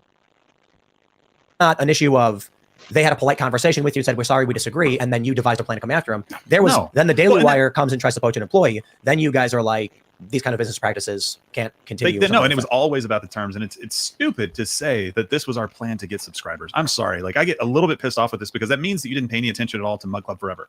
That was us getting in touch with our subscribers and making sure that whatever home we went to on our own with somebody else, we were going to have access to the people that paid for our content. This was not a plan that was hatched to make sure that we could ride off into freedom and do whatever the hell we wanted with this really great email list. It would be the hardest way for that. And we said it. Yeah. It was clear. And you saw the numbers there. It sounds like you guys are like right on the precipice of creating your own network or your own website where people pay you $10 a month and just get access to that. And I really don't want to have to do that. Like, here's the thing, right? Wouldn't it be great if you could link arms with the self-professed most powerful people on our side who are supposedly fighting for us? But the problem is when they say, we have no interest in doing that, you go, wait, hold on a second. Here's the good news. I bring tidings of great joy. We can get just as many viewers on Rumble as you can on YouTube. And by the way, stay on YouTube, but just don't punish conservatives for being demonetized. They go, this is the business. We know, no one else does. I don't want to start a network. If you guys could counteroffer, what would be the things you would counteroffer right now? What deal would you guys take from a big company? Let's not just say the Daily Wire. Let's just say there's another company. What's your ideal? Jill can take. Here's the problem. Yeah. I would take a deal. I would have taken a deal that was less money, and more honest, and more freedom, and not penalizing other people. He steps in because I'm like, yeah, it sounds like good money. He's like, you don't know what our expenses are, do you? I'm like, I don't know, Gerald. You tell me. There are a lot of different terms that you would have to negotiate, and this has been the sticking point from the very beginning. And it kind of goes back to something that you said about Candace getting these questions. It is just 100%. You don't start with these terms in the contract. Again, it was like, oh, it's a term sheet, negotiate. Of course, we negotiate. I've been doing that. I understand that is part of the process. That's what you do in these things. But if you're going to start there and we say, hey, that's not something that should be in this movement, and you're like, well, we're not coming back to the table. By the way, after the Ryman, we were expecting them to come back and have changed that and made an offer that we could then start negotiating from. That never happened. Which goes to show that he's actually, Steven Crowder's not really into being independent and being paid by his followers and keeping in touch with his local followers. He actually is looking into being paid, a lot of money from, very rich corporations and stuff. I mean, I Googled it. I believe here really quick, I could show you guys. I do believe that he is worth, he's worth a lot of money, and it's not just like, simple things like, small dollar donations and stuff. Yeah, that's a big part of it because he's got, millions of followers and stuff. But, let's see. He took on the role of Arthur in the children's animation Alan Powers. He appeared in multiple films, including Three Needles, The Covenant, and The Secret. He was 18. He worked for Fox News. He moved back. He went to college in Vermont, obviously. Okay, so there. And then he worked from Fox News from 2009 to 2012, which wasn't even, that long ago. It was only like 10 years ago he quit. So he was working for Fox News. Okay. I guess he had to go into surgery. He says he's worth $4 million. They're saying that he gets subscribers. That he brings around $80,000 each month from his subscribers, which is a good chunk of money, but it doesn't mean that he's not, like right here, making money through ads as well. So he's got sponsors, things like that. I did look into his Instagram and see some of his sponsored Instagram posts. He makes about $2,000 to $3,000 with his Instagram posts. I believe. And then he was going around saying too, like this $50 million offer is, they're saying like it's slavery, which is wild to me. They're saying that where is it at? Daily Beast. dust up began when Crowder posted a video calling out unnamed right-wing media company. He says there's no need to be enslaved like this.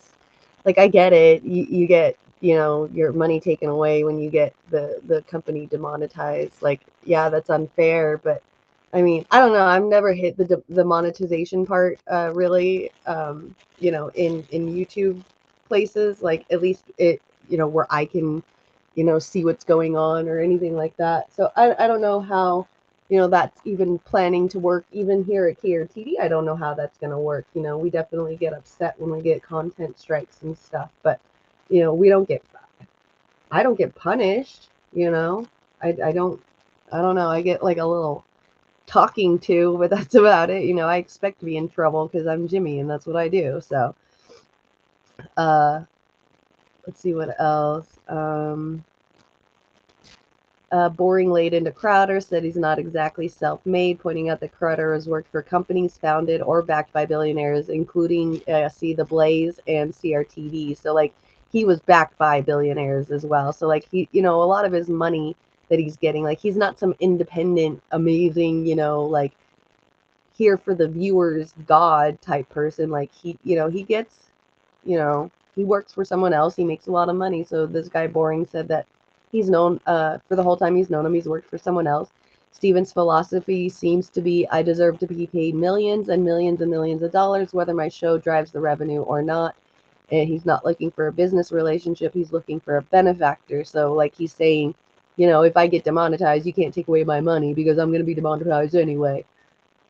Then do your own thing. Like, then say no. Like, why are you going into a big hoopla about this and turning it into a, you know, big old drama thing when it's not even, it's supposed to be drama-ish, you know? This is just negotiations, and it fell through and you continue doing what you're doing. But I feel like he's just drumming up, you know, drama because he's probably becoming irrelevant and wants to make himself a little bit more relevant, because this last year, you know, Ben Shapiro and Candace Owens have been pretty much the main talking points when it comes to, you know, Republican conservative talking points. And so he probably feels like, you know, he's losing touch with, you know, his fan base and making himself irrelevant, and he wants to make himself relevant again. At least that's what it seems to me. He laid out the numbers under the initial offer, which he said expected Crowder would negotiate a right-wing YouTube star would make $50 million over a 4-year initial term with additional $25 million for an optional 2-year extension. The offer was based on what Crowder's agent said would be the minimum necessary to get him interested.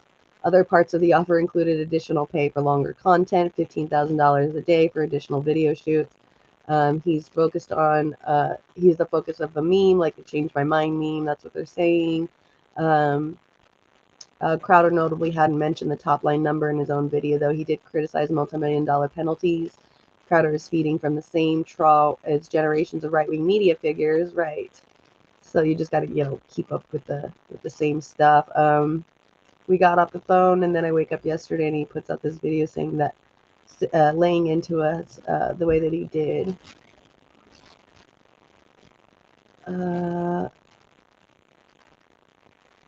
Yeah, so that's, I mean, that's what other people are saying. Like, he doesn't even have, you know, he already is worth a bunch of money, and it's through millionaires, you know. It's not just, you know, donations and dollars from viewers and stuff like that, which it shows there is a pretty decent amount. But he's also backed and paid by, you know, exemplary rich, extremely rich people. So this is the term sheet right here. I've got it. This is the whole that thing. the first one? I don't know. Yeah, that one that was sent, I guess, October 5th. It says non-binding term sheet, confidential. It does say. The only one? No, I got to point out for you, Stephen. It says if any of the major platforms issue a strike, you would have the fee reduced.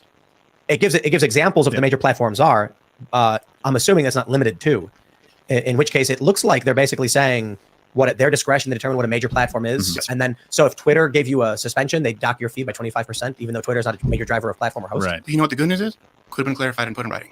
Never was. No. And by the way, I said that the first one because that didn't look like the Daily Wire one that you were holding. I was like, did you get an offer from somebody else? No. It's because I think we did reader view or some shit. By the way, do me a favor. I just need to understand this because one of the arguments that was put forth is, well, this is just a standard starting point for everybody. Okay. I don't play those games. I don't do that. Hold on. No, but it's not just a term sheet. It's not just a term sheet. Everybody else, the production comes out of you. You knew Steven well enough to know that he had his own production team, and therefore the costs would be borne by him, but everything else was just standard. And our apologies for leaving it in there, because that was one of the claims that was made. This is just the standard contract, negotiating start point of term sheet that we always give to everybody. Right. It's like, yeah, but you knew Steven well enough to know he did all of his production, but then you're saying the rest of that was a production standard. company. It's a production house, right? It's everything. It's 25 employees. It's just disingenuous, guys. It's not real. Well, do they not know better, or is it dishonest? Let me ask you this: do you really think? I will say this: the only thing I've said about Ben is brilliant. He's one of the smartest people I've ever known.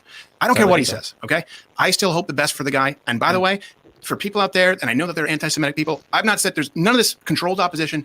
I 100% believe that Ben believes what he says, even if we disagree. None of that is taking place. The problem is when you demand that other people fall into line. But do you really believe for a second that Ben is so ignorant that he thinks that's $50 million a year in my pocket basketball money? Do you think Ben believes that? He knows better. Yeah, he said that. Is that honest? Yep. Is that honest? Now, if someone did that with you and said, Tim Pool is a money-grubbing prick, and we offered him basketball money, and someone came out and called you a little bitch, right? And that literally happened, and you had the ability to say, and you'd seen this happen to other people behind the scenes for years, and you said, that's not going to be me. You had the ability to prove that it was verifiably false, which no one is arguing.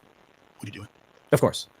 Granted, And see, that comment right there really makes me think that, like, just proving my point of what I was thinking of, like, he probably has some kind of thing against them.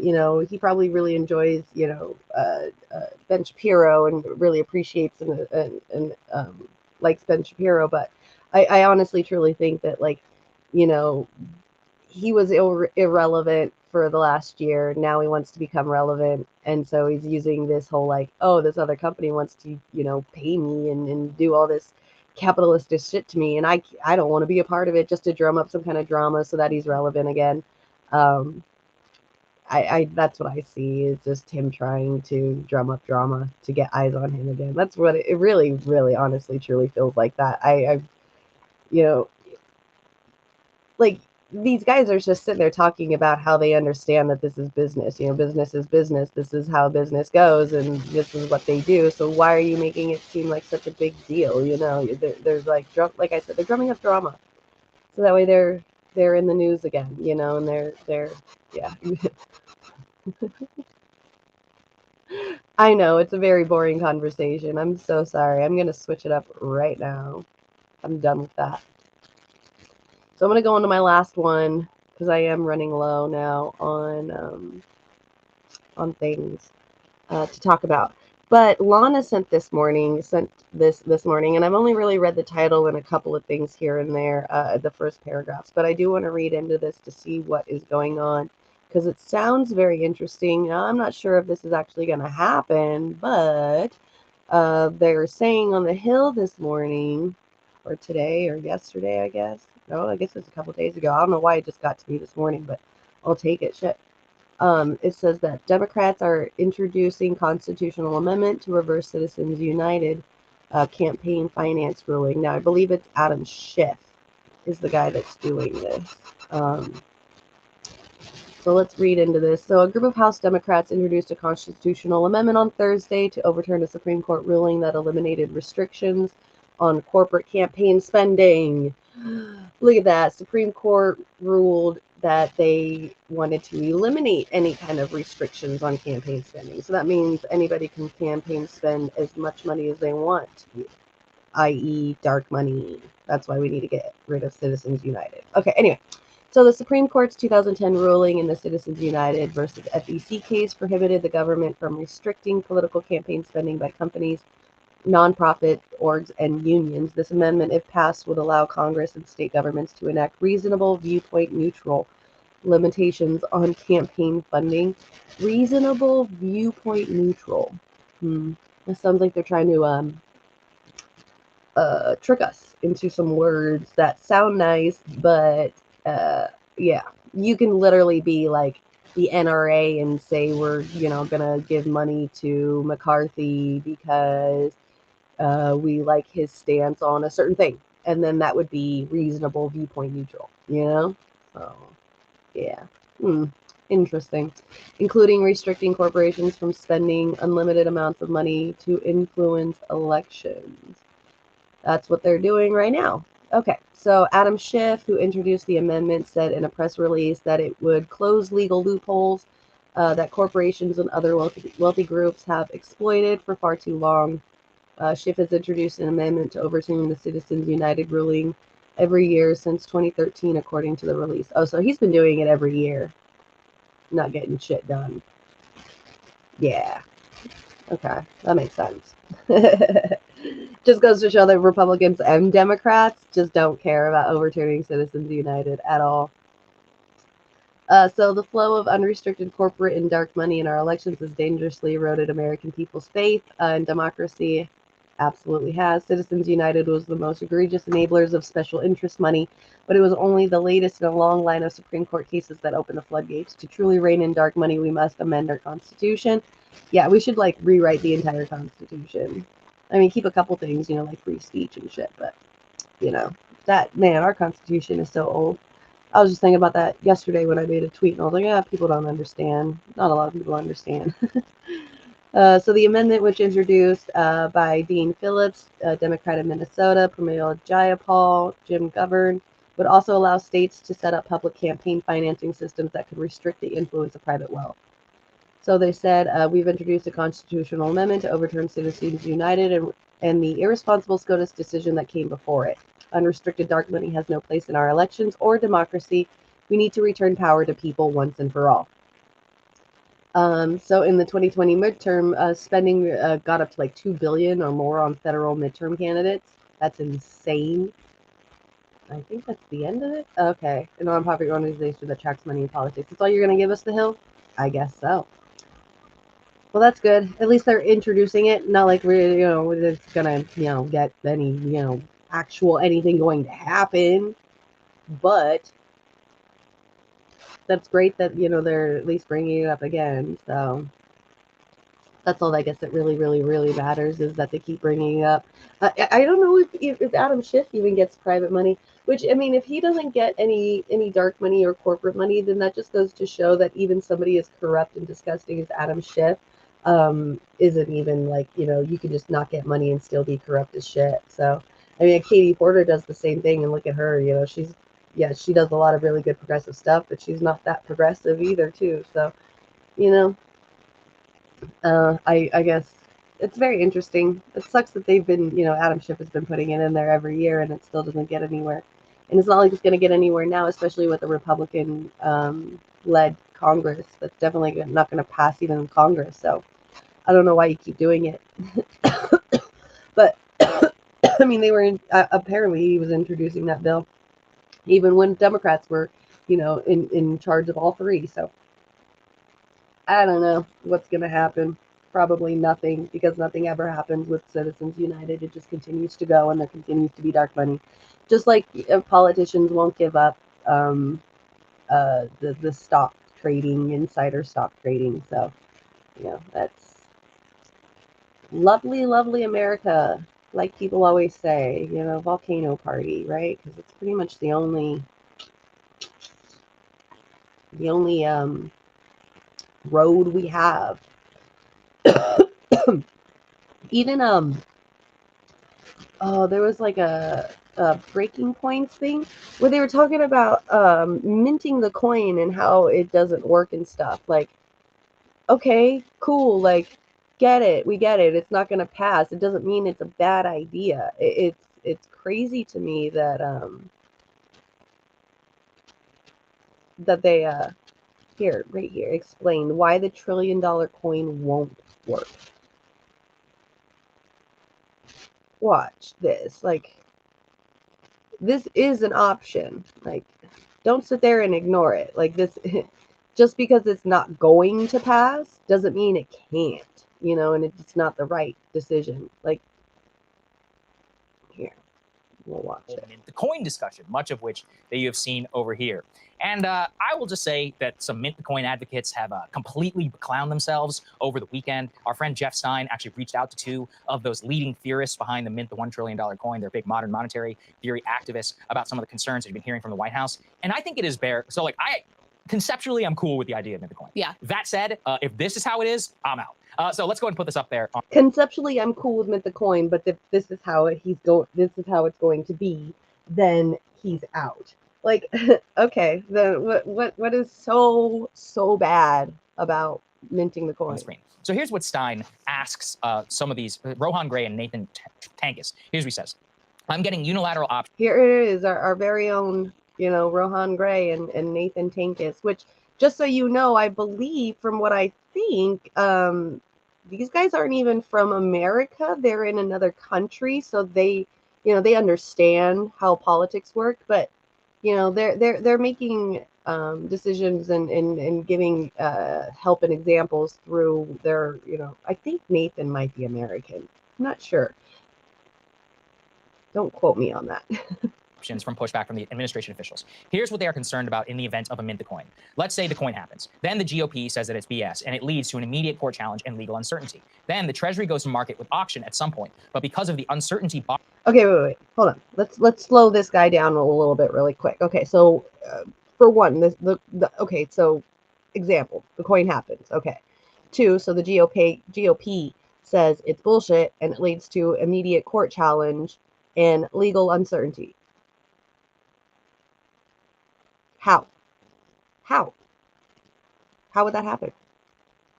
If it got passed and the coin happened, all you're going to see is the debt ceiling or the debt clock go down $1 trillion, because $1 trillion isn't even, you know, most of our debt. Like, I think we're up to like $33 trillion.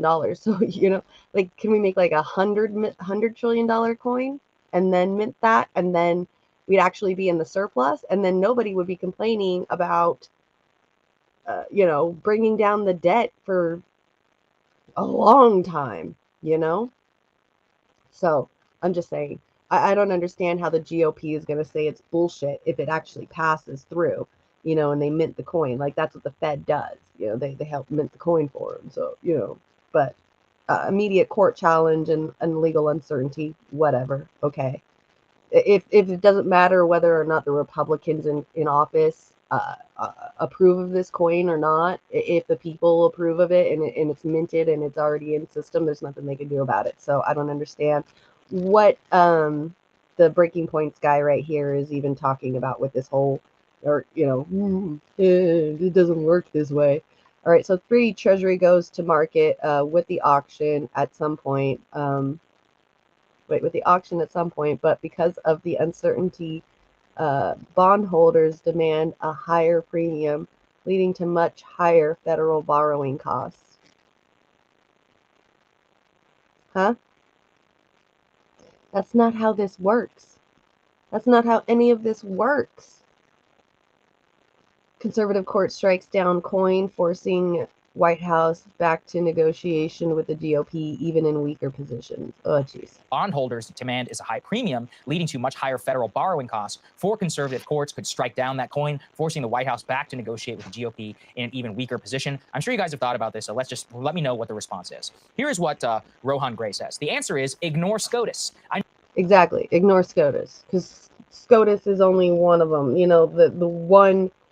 So that's why we have three things of politics. You've got the 3 systems: judicial, legislative, and executive.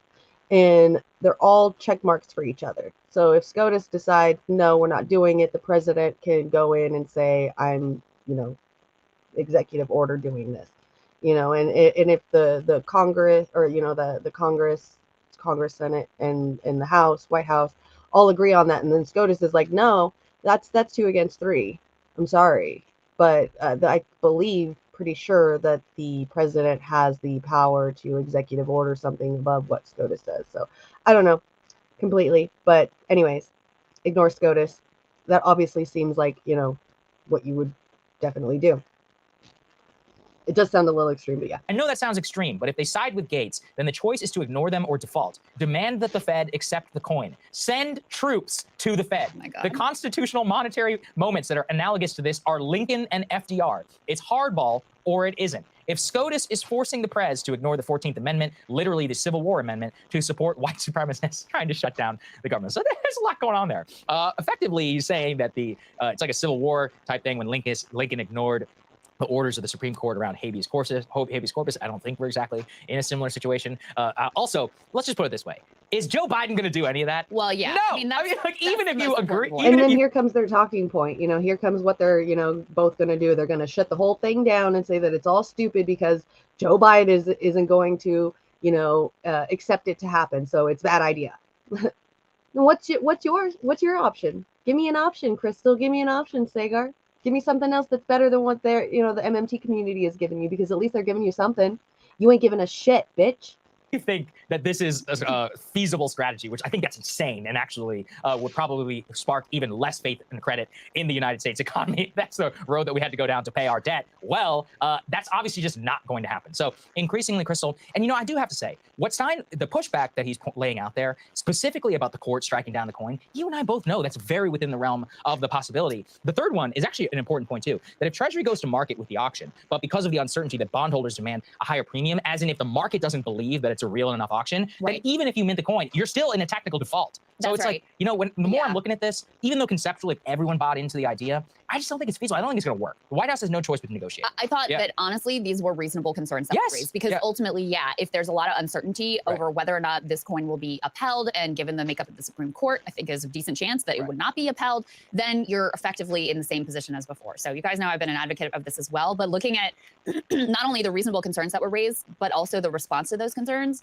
as you put it, Sagar, listen, bottom line, whether you think this is the right path or not, there is no way in hell that Joseph Robinette Biden is going to like nullify the Supreme Court and send troops to the Fed, and not going to happen. So what? Who cares if it's not going to happen? Why couldn't it be a possibility? So just because he's not going to do it and he's not going to have it happen, then we should just completely forget about the whole damn thing?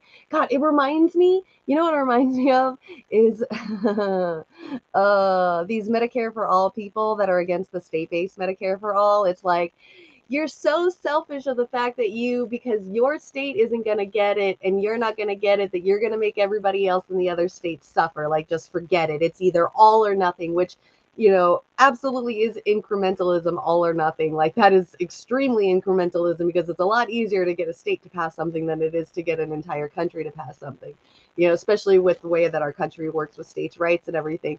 So it reminds me of that. It's like, it's either all or it's nothing. Like, it's either all going to work and everything you've given us is going to work, or you just not do anything at all and we have to live the way that we live. And there is no, you know, there is nothing, no ifs, ands, or buts about it. It totally reminds me of the Medicare for All versus the state-based people that were like fighting and stuff. Like, y'all are fucking, man, selfish as shit, and you just don't care. Like, if there's just one, you know, one little thing where somebody's like, oh no, this is the way to do it, and you don't like it, you're like, government's not going to do that. You know, Joe Biden's not going to send troops to the Fed. Well, then you might as well just forget about it. You're not giving us any other better option. Like, obviously your option isn't going to work at all, and we're still going to live in the same way that we've been living for however long, and we're fucking sick of it. But go ahead, you know, keep saying that, you know, what our option is, the one that, you know, we've actually, you know, the intelligent academics have actually sat down and came up with an option, you know, and a solution, something more than you've given us.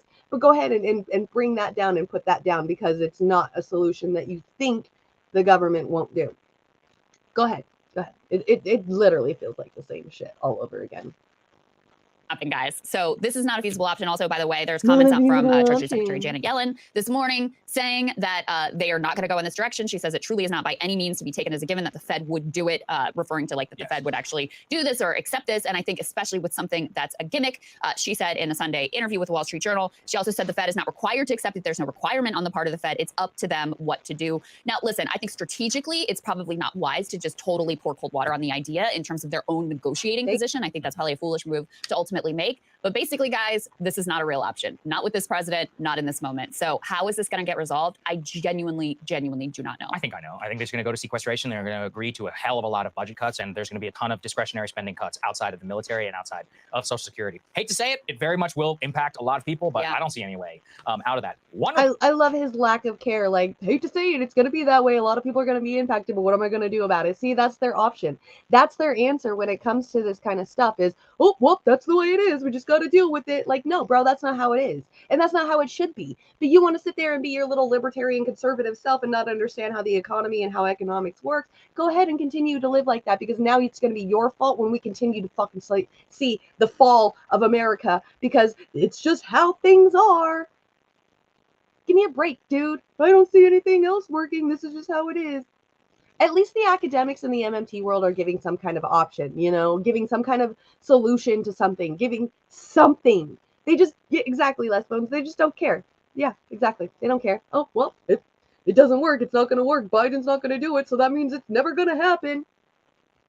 Get the fuck out of here. I'm so sick of these guys.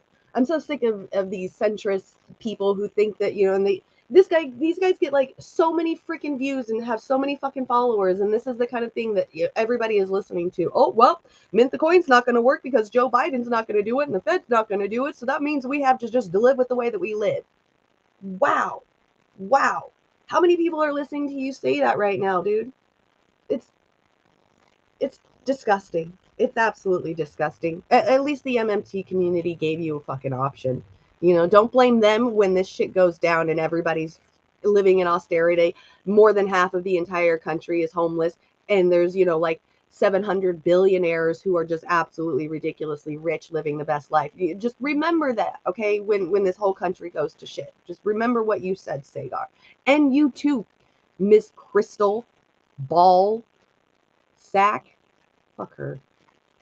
Yeah, exactly. And Crystal nodding in agreement, probably. I'm not looking at. Yeah, absolutely. That's what she was saying. She just said right before he started talking, like, I don't know what the option is. I don't know what the solution is. She doesn't know either. And she has listened to the MMT community. She even said that she was an advocate for this stuff. And now she just doesn't. She's been hanging out with Sagar too much. That's what it is. She's been listening to Sagar too much, because even her own fiance, Mr. Kyle Kalinske or whatever his name is, he knows MMT. He understands MMT. She understands MMT. I know people who have gone to her personally. Virginia Cox, a lady who works over at Real Progressives, she's actually gone to her book signing and has actually talked to her about MMT. Like, Crystal knows MMT, and so does Kyle. Kyle Kalinske knows MMT, absolutely does. So I don't understand why. You know what it is because they don't fully understand. They understand that taxes don't fund spending, and that's pretty much all they need to understand. And so any of the deep diving in stuff like that, they're just going to be like, oh, well, this is what America taught us in our schools, so this is how it has to run, right? And it's not like that at all. So it's disgusting. It's disgusting. These are people that want, Marianne Williamson is present. Hey, I used to, just because I liked her, spiritual side of things, but yeah, no, she's no different than the rest of them. I mean, come on now, I should have known better. She was Oprah Winfrey's like therapist. Ooh, bad idea. I don't think they're going to be saying anything else Republican that's good. pushing back, though. His name, and he's always had the best political instincts, is Donald John Trump. Put it up there on the screen. Trump is actually watching with Okay, so yeah, I don't need to watch the rest of that. This is where they're going to talk about what the government is actually going to do. So they decided to bag on the MMT community and mint the coin, and then decide to sit and talk about what the actual government is going to do to bring down the debt, which is cutting Social Security, Medi-Cal, Medicare, all the things that regular people already are in desperate need of and don't really have very much of anyway. You're just going to, Republicans and them are all going to cut it off too and make us live in more austerity, while they want to sit there and completely reject, the mint the coin option, when Rohan Gray and Nathan Tankus, gave them an option. That's one. It's fucking one. It's better than your zero. You're just got to deal with it. It's just how things are. Go America. So gross. You used to like her too? Yeah, me too. I know. I used to call her, like, what was it? Like, she was like the magic mama or something like that. Something mama, like witch mama or witchy mama or something like that. Yeah, I remember. I used to like her. And then, yeah, she started talking too much, and now I don't like her anymore. That's great. All right, so that is all I've got for today. And Miss Izzy is just on my nerves and wrapping herself around the cords. All right, so that is it for today. Orb Mom, thank you. Orb Mama, that's what it was. Are you Orb Mama? Are you an Orb Mama? No? You comfy?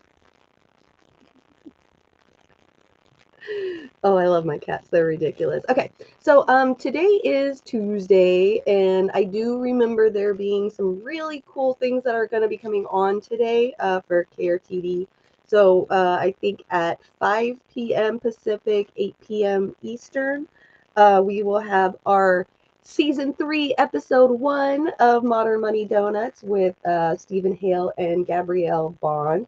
Modern Money Donuts, get it? MMT, MMD.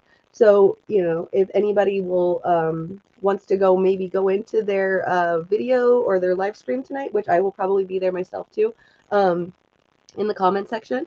If anybody wants to go in there tonight, maybe we can ask them about, you know, that whole situation that happened today with The Hill and Nathan Tinkus and all of that. So I think that'll be really interesting. But I do want to see what their first episode is going to be about today. I'm really excited. So thanks, Rick. Thank you so much. I appreciate you. You're awesome. Sweetheart. Oh, you're so kind. And then after that, I believe Joe Evans is going to be doing his Cup of Joe show for that's going to be at 6 p.m. Pacific, 9 p.m. Eastern. I probably won't be clipping up too many today, maybe one or two, and then release them because we've got those two shows going. So I really want to give them their own kind of coverage.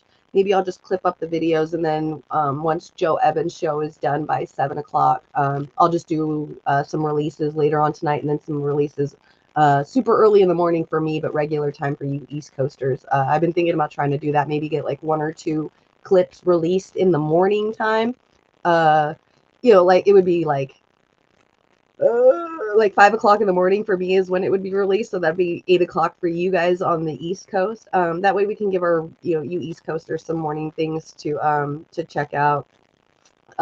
Plus, with the Modern Money Donuts coming in now, and then we've got Willie Bragg's show. We also got Joe Evans' show.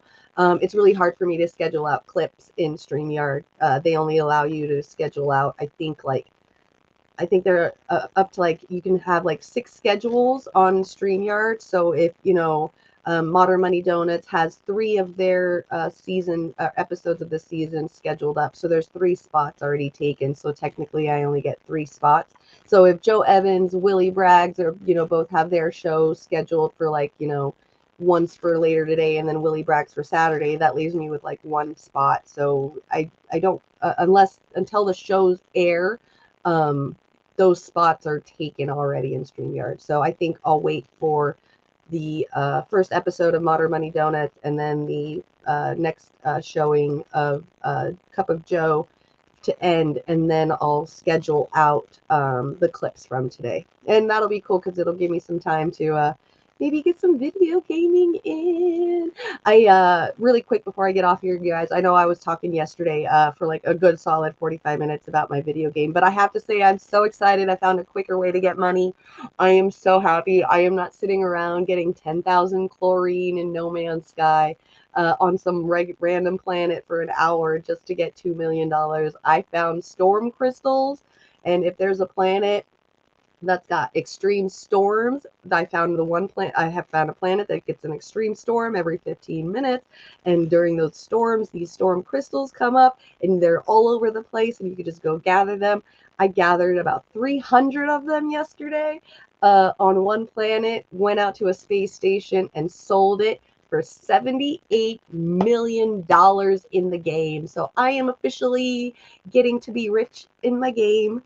Easy crap. I'm so excited. I'm so stoked. I bought myself a beautiful fighter ship yesterday. It is gorgeous. It's like a teal green and a gold color. Looks very steampunk-ish. So I'm stoked. I found the cheat to be able to get a lot of money really easily. So I'm going to be sitting around making some more money today.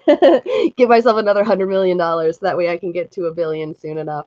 So I'm excited. I just had to say that really quick. I totally forgot to say that. So I'm excited. I hope you guys all enjoy your day.